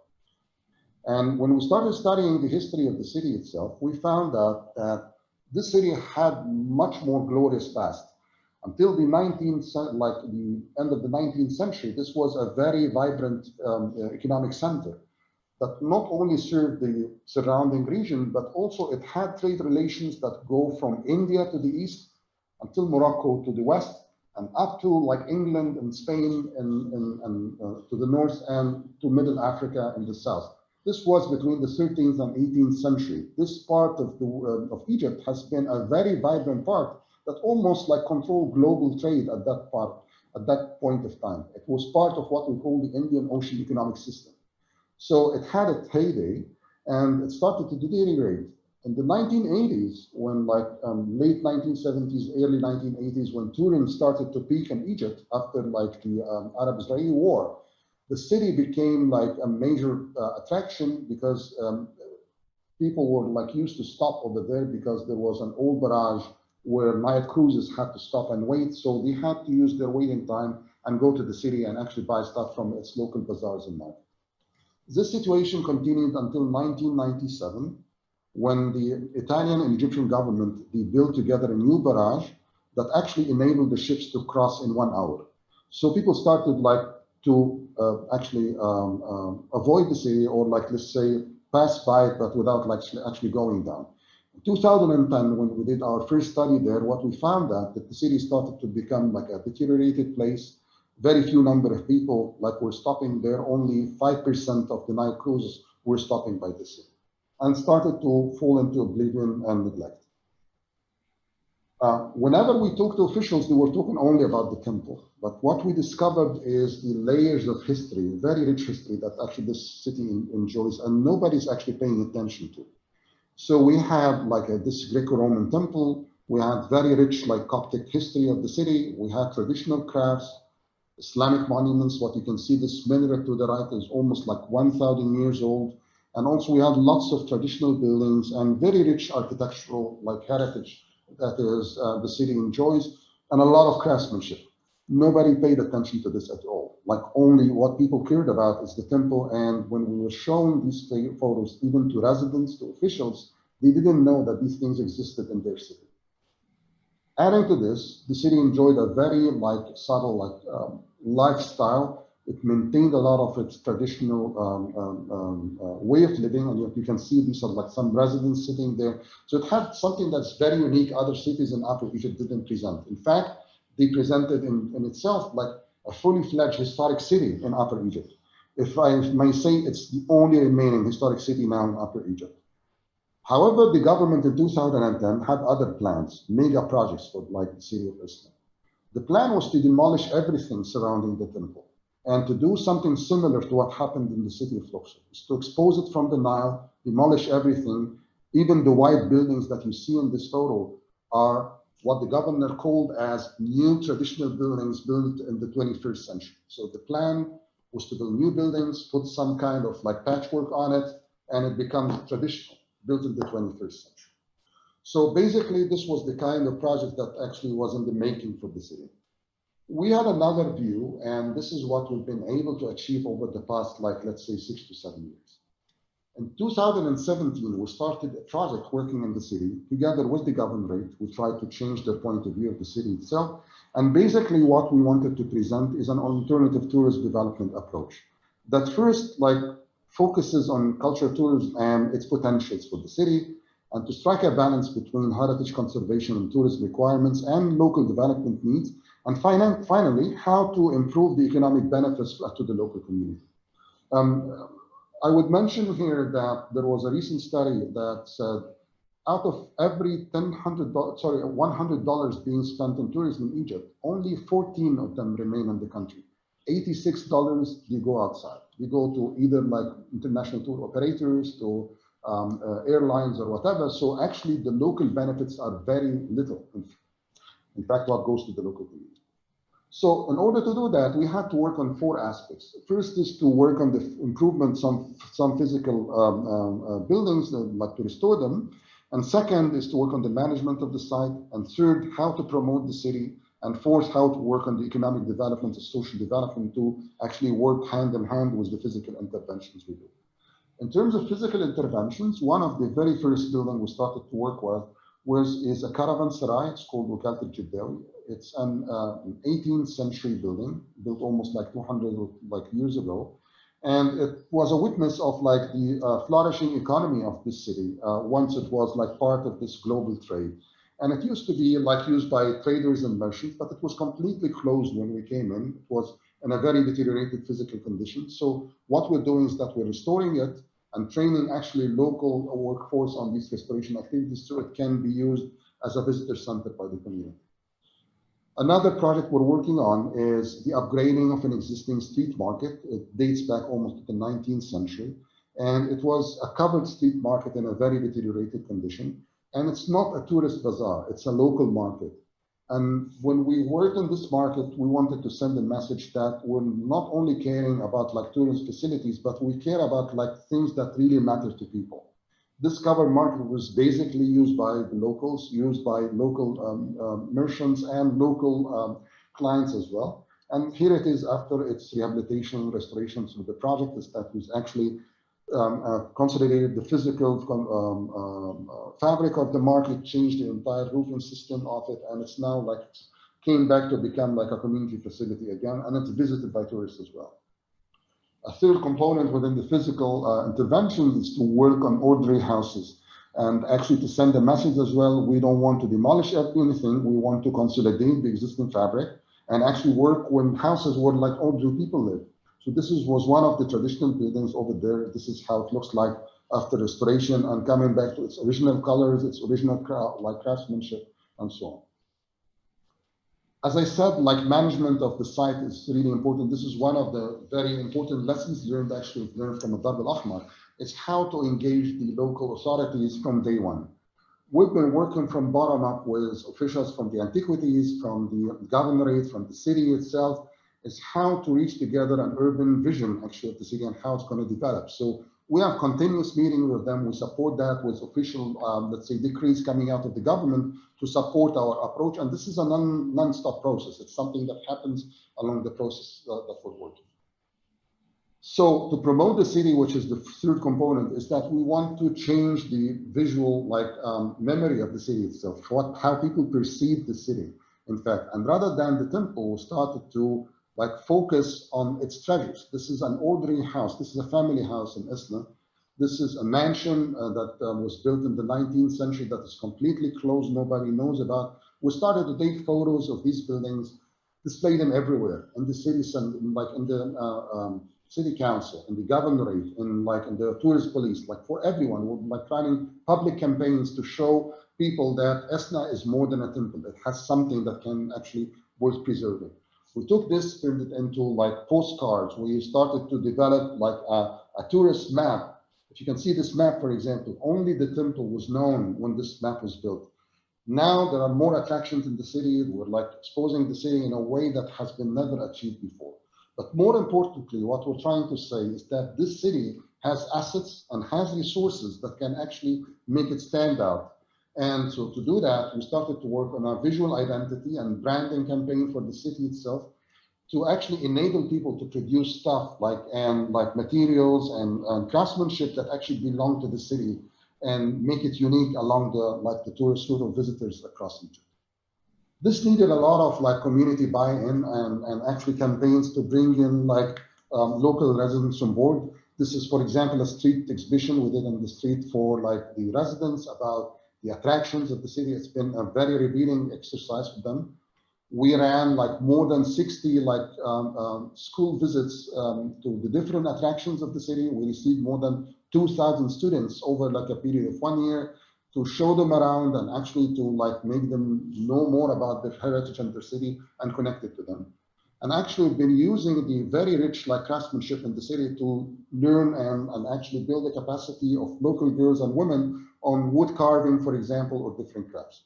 This is together with supporting existing crafts. For example, this is the only remaining oil press in the city. We've completely restored it and it's fully functioning back to its function. We're working on developing textiles over there, local textiles with local craftsmen, and also working with women in crafts has to do with, for example, some kind of basketry and other stuff. And actually these are all combined with projects of capacity building, working on marketing, branding, and actually giving them access to market. As a result, we've been able to achieve some achievements here. ISNA between 2017 and 2019, we've been able to increase the number of visitors to the city by 300%. And in fact, this is one measure. It's not the only one. What we need to measure really is actually how this translates into more income, more economic benefits to the local community. So basically what I wanted to say here is that Egypt is at least the state is very much invested in what we call the Egypt 2030 plan, the Cairo 2050 plan, and God knows what's next. These are all projects that have been absorbing our national resources, our national budget. But while it's important to look at Cairo 2050, I think we need to pay more attention to the needs of people living in Cairo 2020 right now, which is something we're trying to present through these approaches. And thank you so much.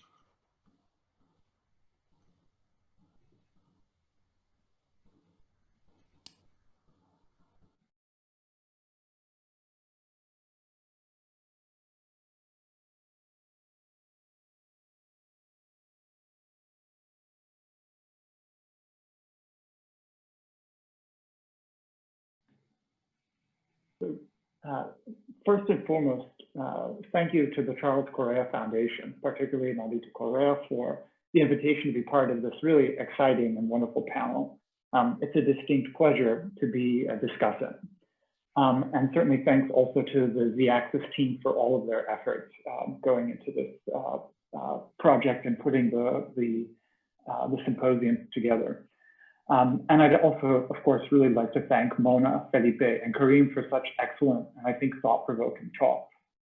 I know that when I first received the invitation and saw that I'd be the discussant for you three, I have to confess a certain level of intimidation, not only just because of the quality and of the work, but also really the variety and variation. So it could certainly have been a challenge, and if it was definitely a rewarding one to think through your work and to see these really excellent presentations. So I was thinking that given that our panel is really focused on redefining the city for the public, all of your work really foregrounds the ways in which public never exists in the singular, but always in the plural. And so there are publics. And indeed, you know, Mona, you had a slide titled Streets Publics. And so this plurality, whether comparative in nature across nations and particular regions, to the stakes and states of publics in a particular city, each of your talks foregrounded the need to consider, I think, the multiplicity of publics, and not just publics in the sense of a kind of abstract condition, but publics in terms of who those publics are serving, who's doing the serving, and certainly as a term that I thought was really provocative, that was brought up in Mona's talk about the custodians of public space, and certainly also what's the role of, say, the state versus private interests that I think permeated all of your work in terms of custodians of public space. So these spaces that I think support and threaten different publics can be spaces, certainly as we saw, of confluence, and certainly also spaces of contestation. So if I were to summarize very briefly, we began in Beirut, where we saw territorializing and re-territorializing processes and their asymmetries across streets, property ownership, beaches. We then shifted to Latin America with a focus on scale and inequality and the challenges of integrating the city across the physical, social, legal, and economic dimensions of cities. And we concluded in Egypt with the tensions between large-scale development projects and small-scale bottom-up projects, and how to try to work between those two scales. Because I think actually one of the fascinating things about the talk was really almost inhabiting at the role of the designer, planner, a kind of middle scale that's neither the kind of 30,000 feet above, flying like in an airplane, and not necessarily literally on the ground, but kind of moving in between these scales and sites. So I would say that the talk then, or all the talks for me and the work you shared, they really made me think of a quote from the historian Swati Chattopadhyay's book from 2015 called Unlearning the City, where she writes, I think quite succinctly, that urban forms have a direct correlation with infrastructural norms. So to put it another way, norms and forms are akin to the relationship between, say, the house and housekeeping. And I thought that this tension that exists with all of your work and trying to work between those two ways of thinking and acting was really fascinating. So each talk, I think through different forms of analysis, excavated how we might redefine cities and publics in the plural. So I'd like to think through how we might rethink the nature of cities and publics through these forms and norms, through this idea of house and housekeeping.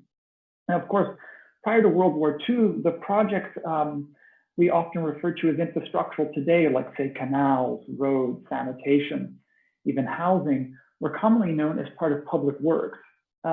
These were very much a kind of physical dimension to defining the public and public realm.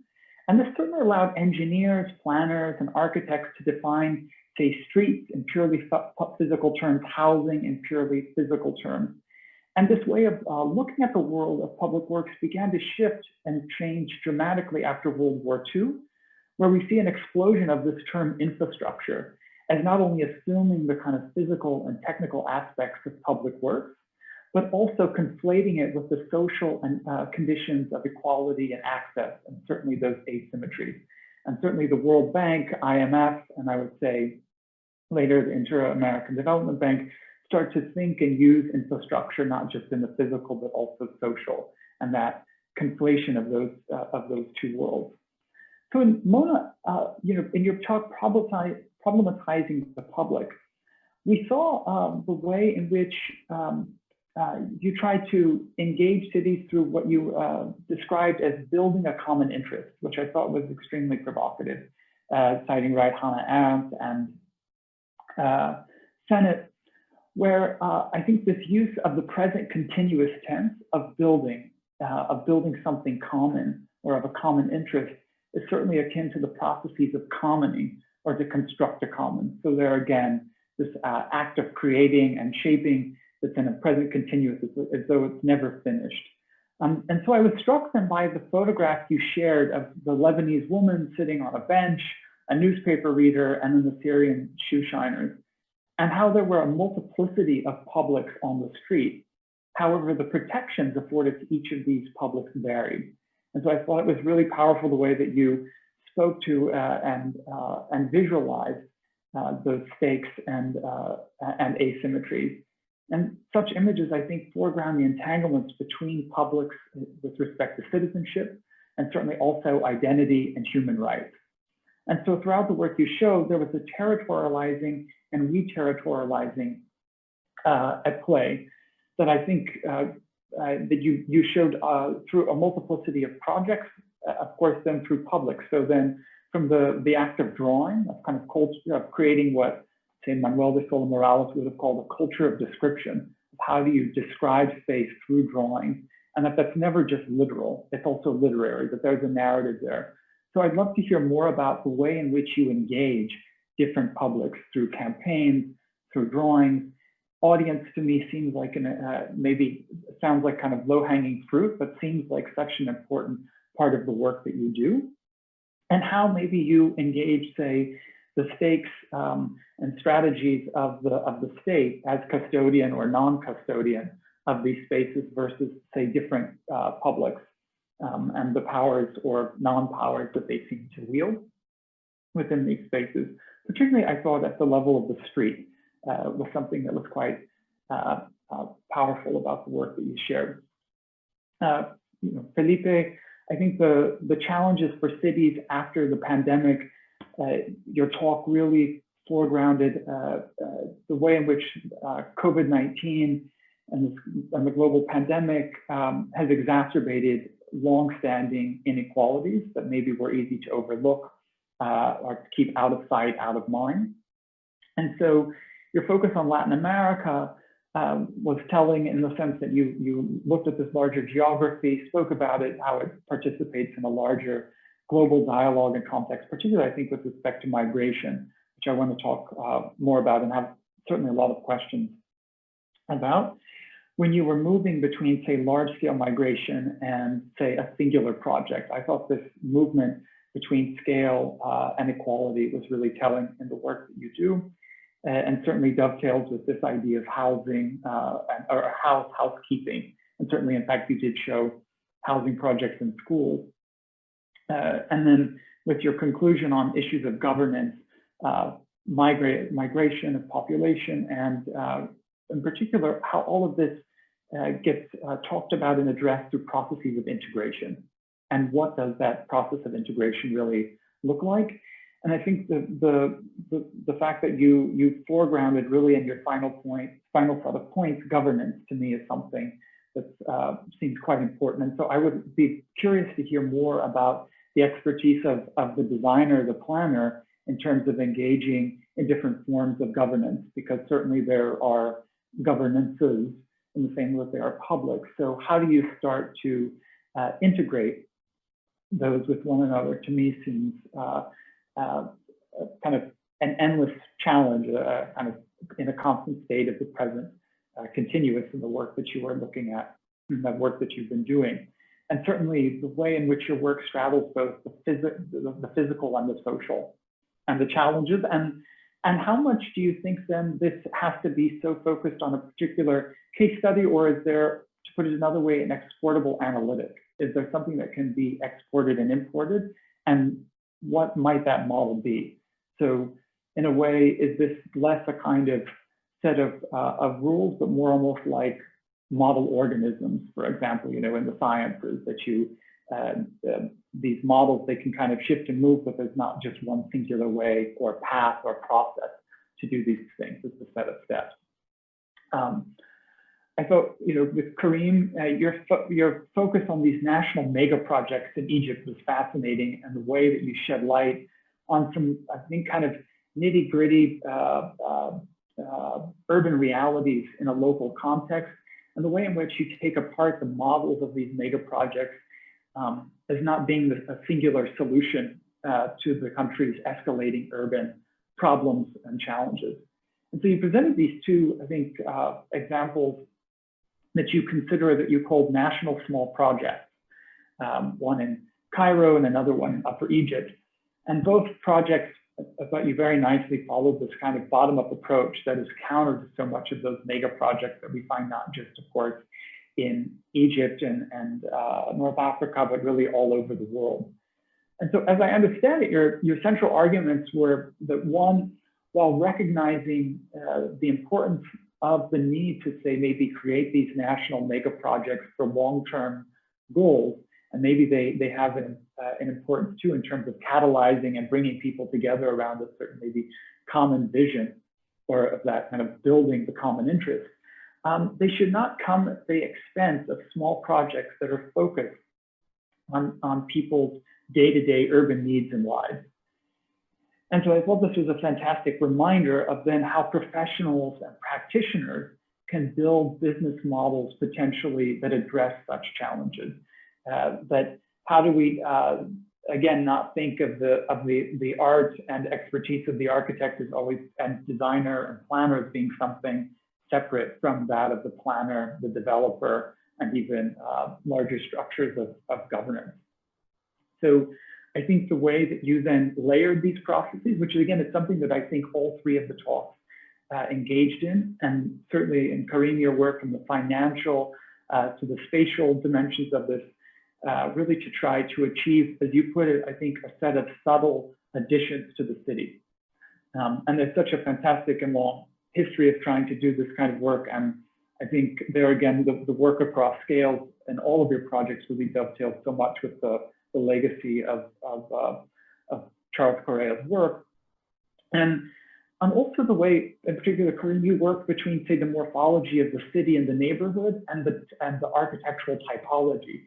And then if that wasn't already enough of a kind of juggling act, the way in which you started to look at labor and mobilizing labor. And then concluded with looking at how do you start to challenge, say, tourism as not being simply a kind of financial and economic drain, to say the project on the caravanserai, but also engaging in entanglements with local community members. So I thought that in all of the projects, there was a real kind of focus on what are the promises and challenges of building a set of common interests. And I'd love to hear you speak about this relationship between building a common interest in, say, the house and the housekeeping, and when do you foreground one versus the other, if you can even really separate them. So for example, Mona, I'd be curious to hear more about the campaigns that you've done to engage publics on the street. To say, Felipe, the work that you've been doing that's been ongoing of this integration of the camp and housing with the city and urban governance more generally. And do you see this really as a kind of city-state model, or do you see this as part of a larger constellation of cities and states? So the relationship between city and, say, larger forms of national governance and international oversight. And in Kareem, I think cultivating new modes of development through the mobilizing of space, scale, and labor would be fascinating to hear more about in terms of these processes that you're engaging. And I mean, I set these up as kind of initial questions, provocations, to then open it up ultimately also to our audience.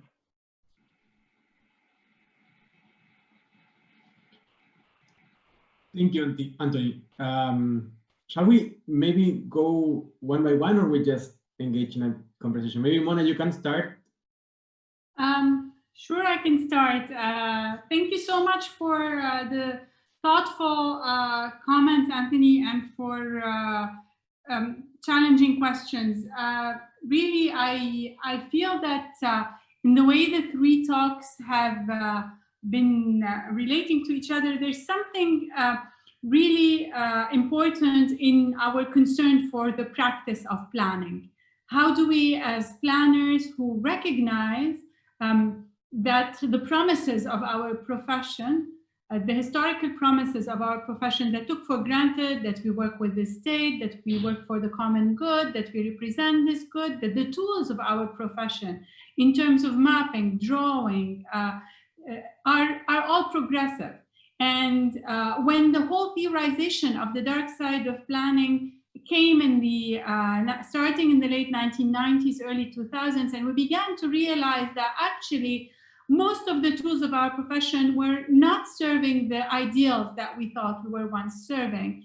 I think that past the Marxist criticism that basically demonstrated how bad it was all, but did not give us signposts for how is it that we can then practice differently. How can we have what I call a people-centered approach? I think that particularly in the challenging context of the Global South, where planning, and we need to remember this, is an imported practice, imported through colonialism.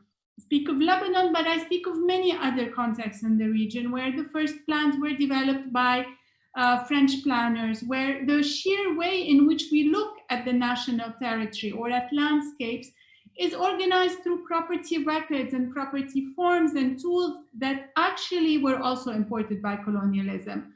So and the legacies stay on. So there's a serious challenge to my mind in being able to question those basic premises that we had so that we can render our work meaningful and in line with the values that we have. And I think one of the main things that we've done as planners is really absorb a dose of humility and realize that there's an ecosystem of change that has to be in place in every city. And it should involve public sector, private sector, nonprofit organizations, and that we should all think about our respective roles. So very much from that standpoint, and as a scholar, I feel that my role is to document, simplify, render legible the ways in which professional planning disempowers everyday citizens. Work with non-governmental organizations in multiple places to decipher and place my research at their disposal.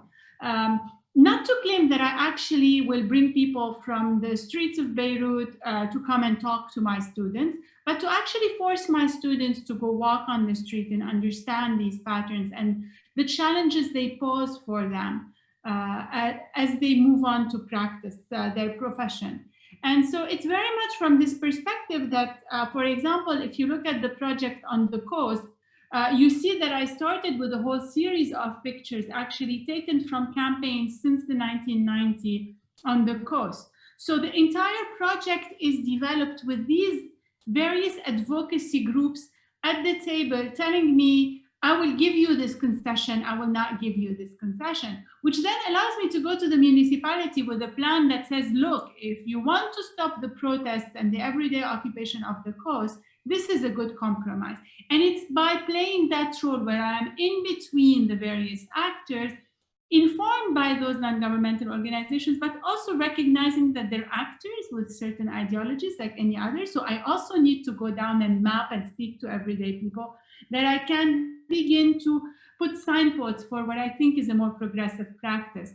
And I honestly think it's a very experimental practice. So you have to remain very open-minded and tell yourself, now with the post-disaster recovery, the stakes are different than on the city's coast.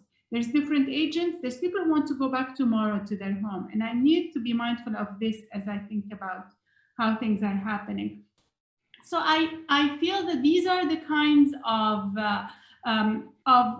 elements that I have to have in mind, and the language that I use to produce material is very much inspired from this place. If I'm speaking now to an audience that I realize has solid academic background, engages with the theorization, so I can talk about the complexity of the publics and the custodian of the common good. I will not do this when I'm speaking with local non-governmental organizations. I will use a very different language.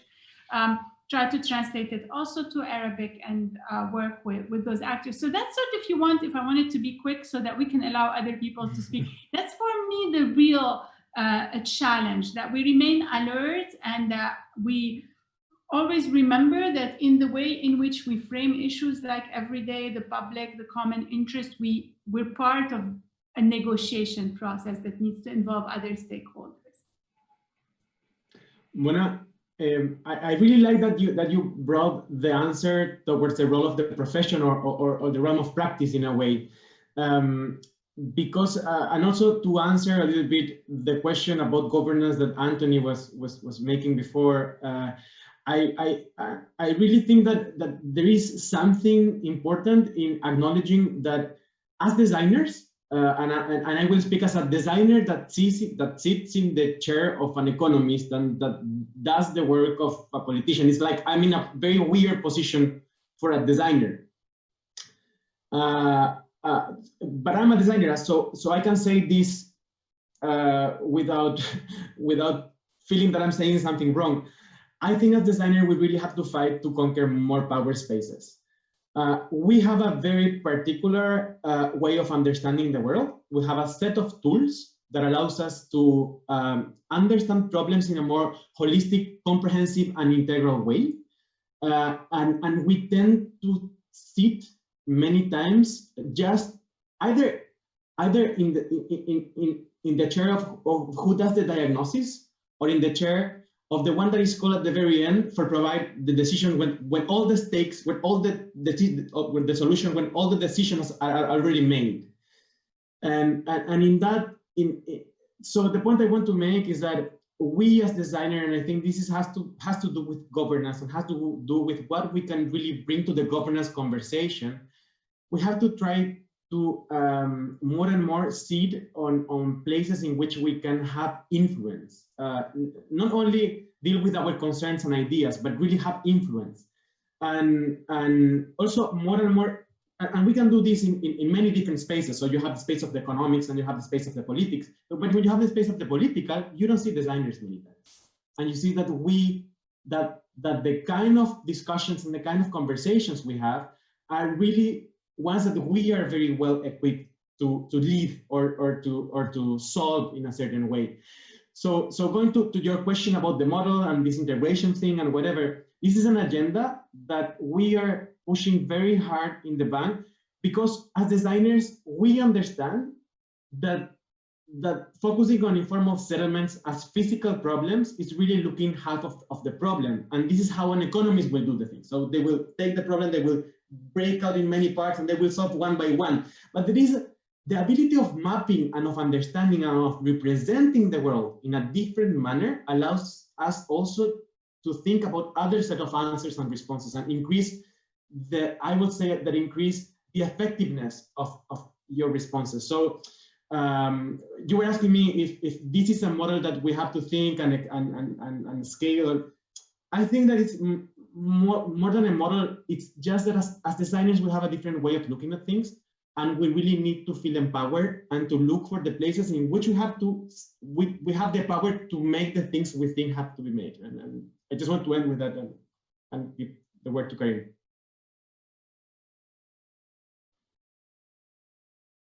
Kareem, I think you're still muted. Yeah, I was muted. This is a very interesting discussion. In fact, what's wrong with mega projects, at least in the Egyptian context? Like, this is the thing that I'd like to highlight. It's not the scale, it's the way of thinking. It's the point of departure actually these projects come from. And you can like make a mega project in a small street the same way actually. And basically what's wrong in them, for me at least, that first they are top down. There's no consultation done about these projects. Though they are all using public goods, they are all using public funds to do them, but as like people don't exist in fact when decisions are made about mega projects. Second, they are dismissive. they are exclusive. They exclude not only people, not only their like assets, their resources, or whatever, but also their histories.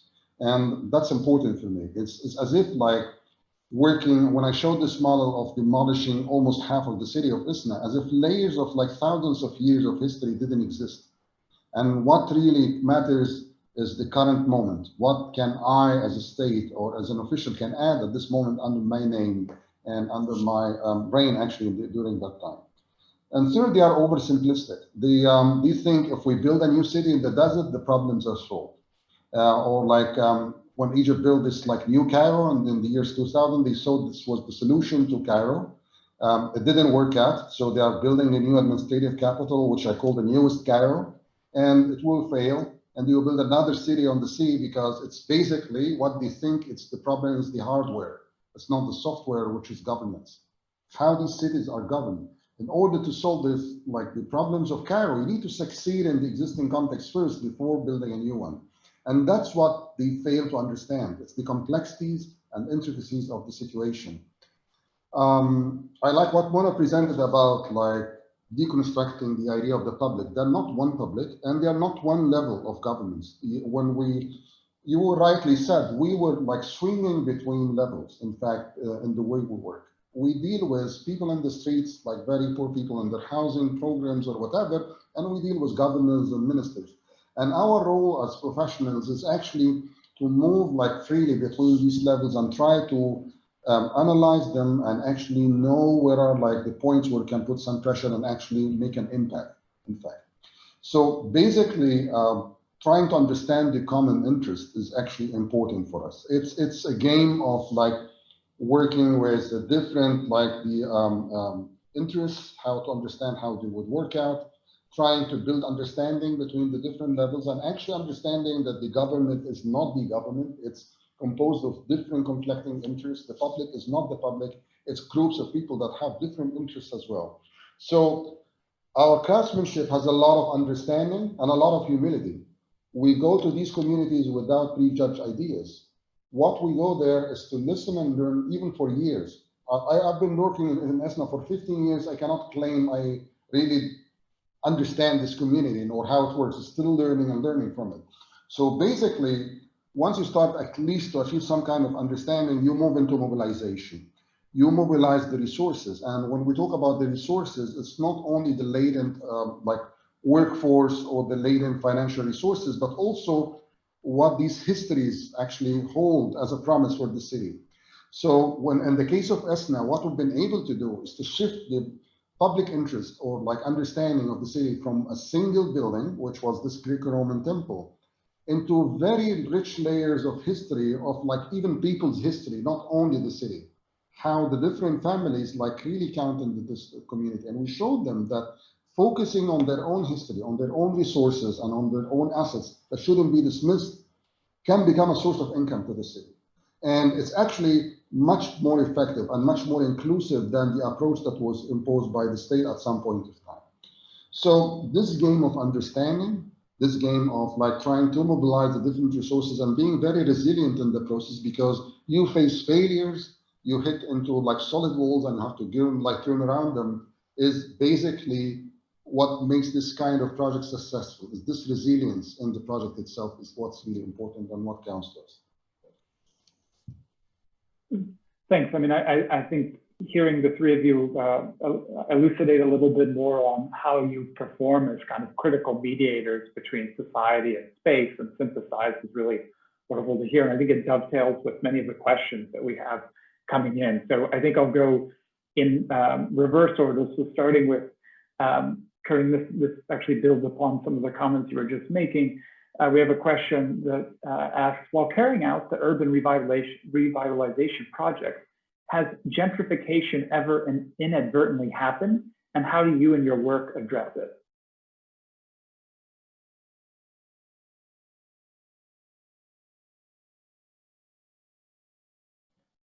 Now that was for Kareem. Anthony, I didn't catch the question. Like, oh, so the question was, while carrying out the urban revitalization projects that you shared with us, has gentrification ever inadvertently happened? And if so, how do you address it in your work? Okay, I can answer quickly. Something happened to us in a double Ahmar, and it happened by coincidence, by the way. When we did this project, we focused first on housing. We didn't work on the public spaces or like the how the neighborhood looks, in fact. In the beginning of the project, people wanted to leave the neighborhood, as in the case of ESNA as well.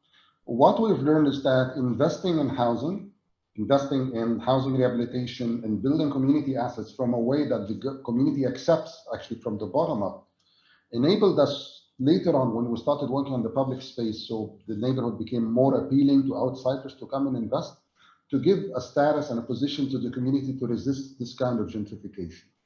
And it's a game of hope. The problem with revitalization is loss of hope among like the residents. And that's what like gentrifiers, what people work on speculation actually trigger, is that they give people despair about the future of their neighborhoods. These neighborhoods are not going to improve. You have no future here, and so on and so forth. And that's what we saw consistently happening everywhere in Cairo and Isna and whatever. And to counter that, we were telling people, even when we were asking questions about whether they are willing to stay in the neighborhood or not, we always say, if the neighborhood improves, we show them photos of how the city would improve or the neighborhood would improve. Would you like to stay or not? 70, 80% they say would like to stay. Other groups that they did like the plan in Esna, they went and told people, would you like to continue living in this like terrible conditions? Definitely they said no, they want to leave. So basically it's your intentions about how doing that, but also supported by building basic assets within the community that makes people trust that they can stay and actually give them some leverage, even if they want to leave, they have something to bargain with. So when like gentrifiers started to come later on, people didn't want to leave because first they had hope in the neighborhood, and second they had assets. They had renovated houses where they can live in, and actually they made sure that they can live within their neighborhood. So basically, this is how we counter this. We do the same in ISNA as well. Is we investing in what means something to the residents, not the public first, and then we move to the public. Great, and well, and this relates, I think, to what you were just mentioning, Kareem, in a question that's been posed to Felipe, where it's being asked if redefining housing has to be one of the major focuses, along with economic, political, and cultural factors. What is the role of architects in making the process of migration friendlier? Is it to make better quality of house or to facilitate integration to something larger? That's a difficult question. What I will say is that this is bigger than housing. I mean, I will like my understanding will be that in order to be effective in dealing with migration, we have to understand that migration is a process that has like many stages. So a migrant really like anticipates migration, leaves the city, cross borders, suffers through the journey. Then it arrives probably to a very bad condition, to either a slum or a places of violence. Normally they experiment many kinds of robbery and violence throughout the journey. It's really hard. So the housing for migrants is really, I think, the final point. There are too many stages before thinking of housing, and probably more than focusing on how do we provide housing, I think we have to focus on how do we provide different forms of shelter throughout the process. How do we really accommodate all the needs that people have when they leave their places, when they move throughout the continent, when they just arrive, and how do you see each of the different stages of the migrant trajectory an opportunity to, through housing or through shelter, accomplish other tasks or deal with other challenges that has to do with. I mean, the main question about migrants, I think, it's integration. How do you integrate them? If it's already difficult to integrate people that are poor, and culturally different, and that we many times people in countries feel that they are like the other, brings like other problems to the question. So as designers, I think we really, and again, it comes to my previous comment. So as designers, we really have to amplify our, I would say, our domains of of influence in the sense that it's not just the design of the housing. I think we have to engage with the design of the process, with the design of the tools that different cities have to engage with the migration process itself. So I will in a way answer saying that as a designer we have to give a broader and more general response to that kind of small question. Great, and I think this kind of question of housing and the challenges and thinking about it more in terms of an integrated approach dovetails with the question that's being posed to Mona, which is, what are the challenges faced when accommodating public space in the context of Beirut, keeping in mind that the oppressive regime and the constant police patrolling make streets not safe, not a place for expression?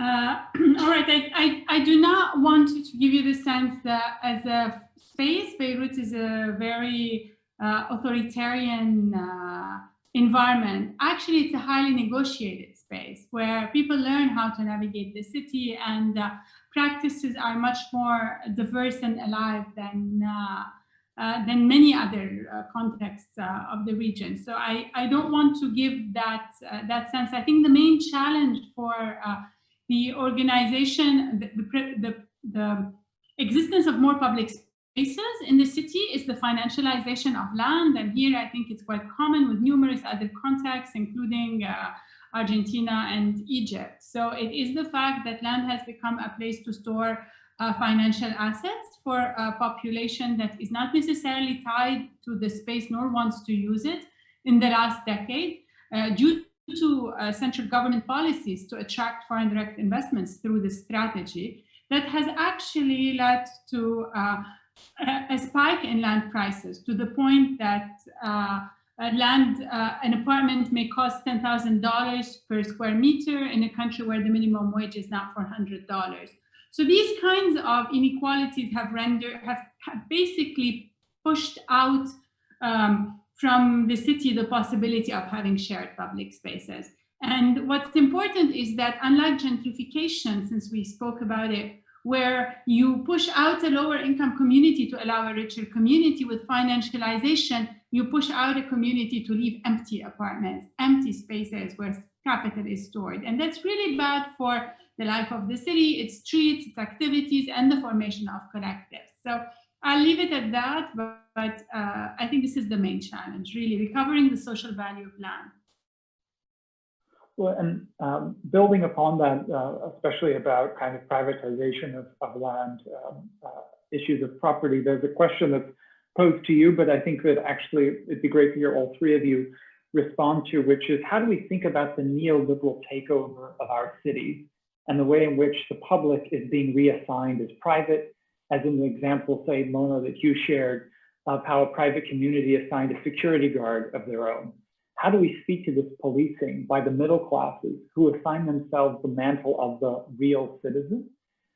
At the same time, how do we grapple with the fact that in many of our countries, the state is even more of a threat than neoliberal interests? How do we even begin to have a conversation about democratic access to the public?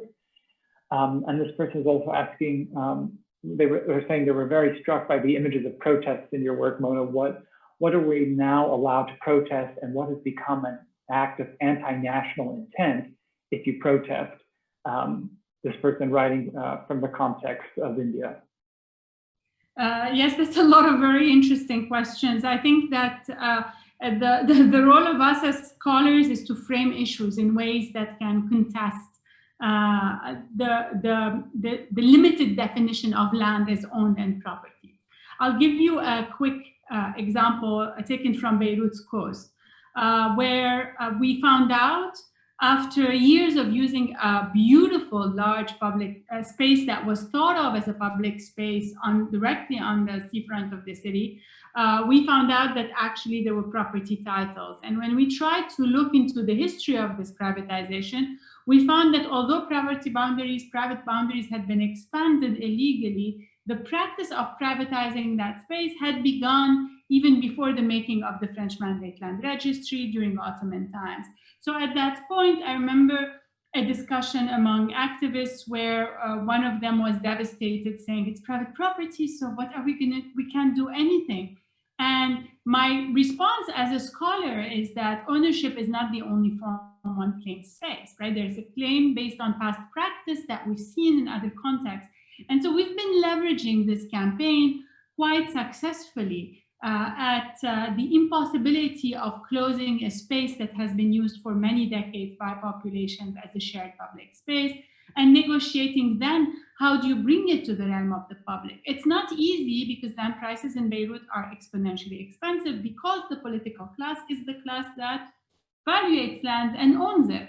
So you hear the work forces us as city planners, as activists, as urbanists to re-engage in the political and work towards the formation of political collectives that understand the value of the shared commons. And I honestly think short of this, neoliberalism will continue to win, policing will continue to win.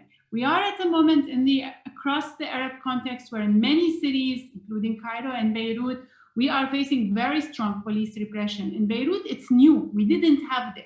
So the level of violence in which we're being faced is scary. Some of us try to be hopeful and say they are upping the violence because they are scared. They know they're about to go. So I want to be delusional and think this way, but I can tell you that between COVID and the incredible amount of tear gas I have personally breathed in the last months, and I'm no way near friends who have taken way more doses, it is a challenging question. And it requires a fundamental rethinking of the collective and the political, often outside of the way in which we were raised to think about them on national lines.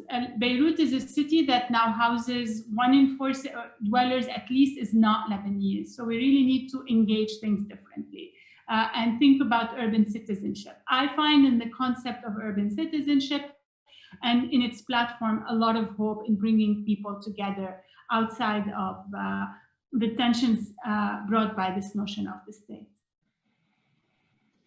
Building a little bit on what Mona just said, I think the case of Chile, it's kind of like demonstrative of that. So Chile went into quarantine in October last year, and then was like one continuous quarantine until now.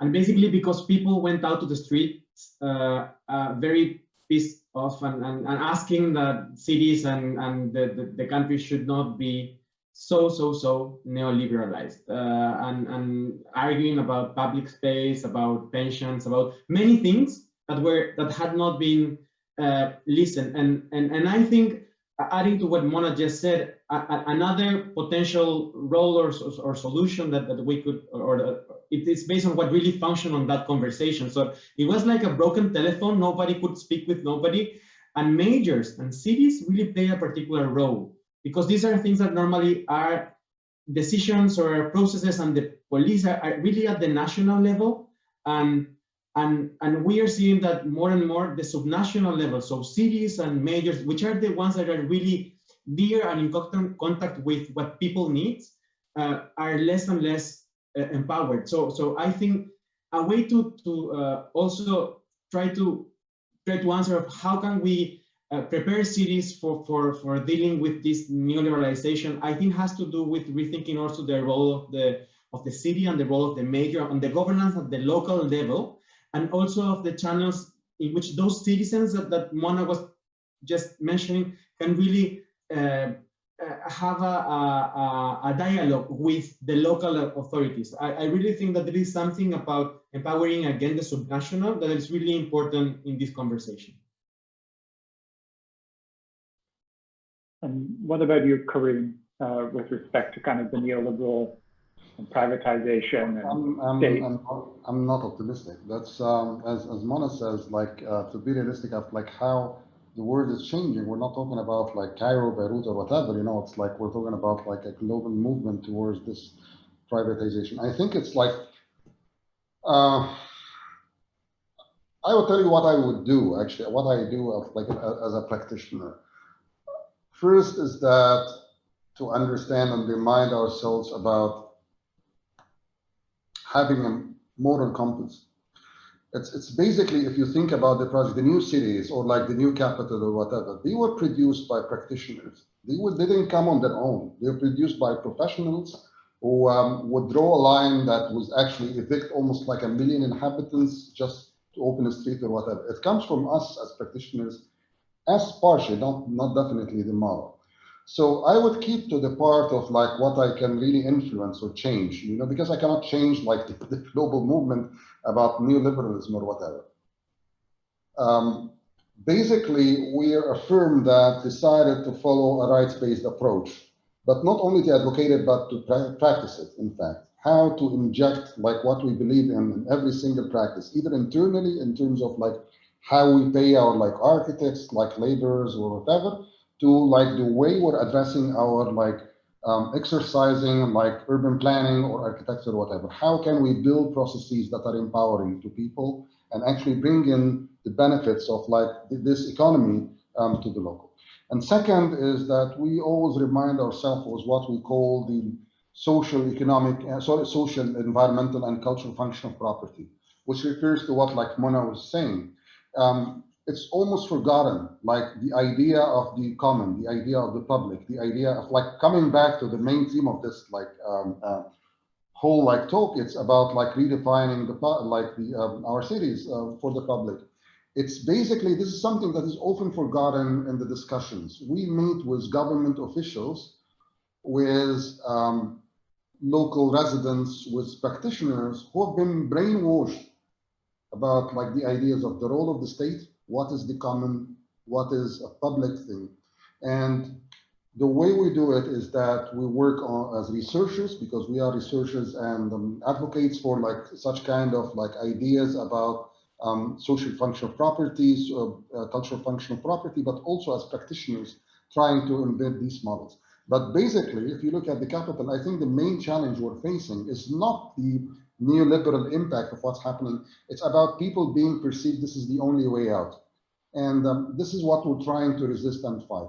On the smaller levels, people think that privatization, the government doesn't function anymore, we should privatize everything. There's no idea of the public. You cannot maintain a public space without like having a private interest in it.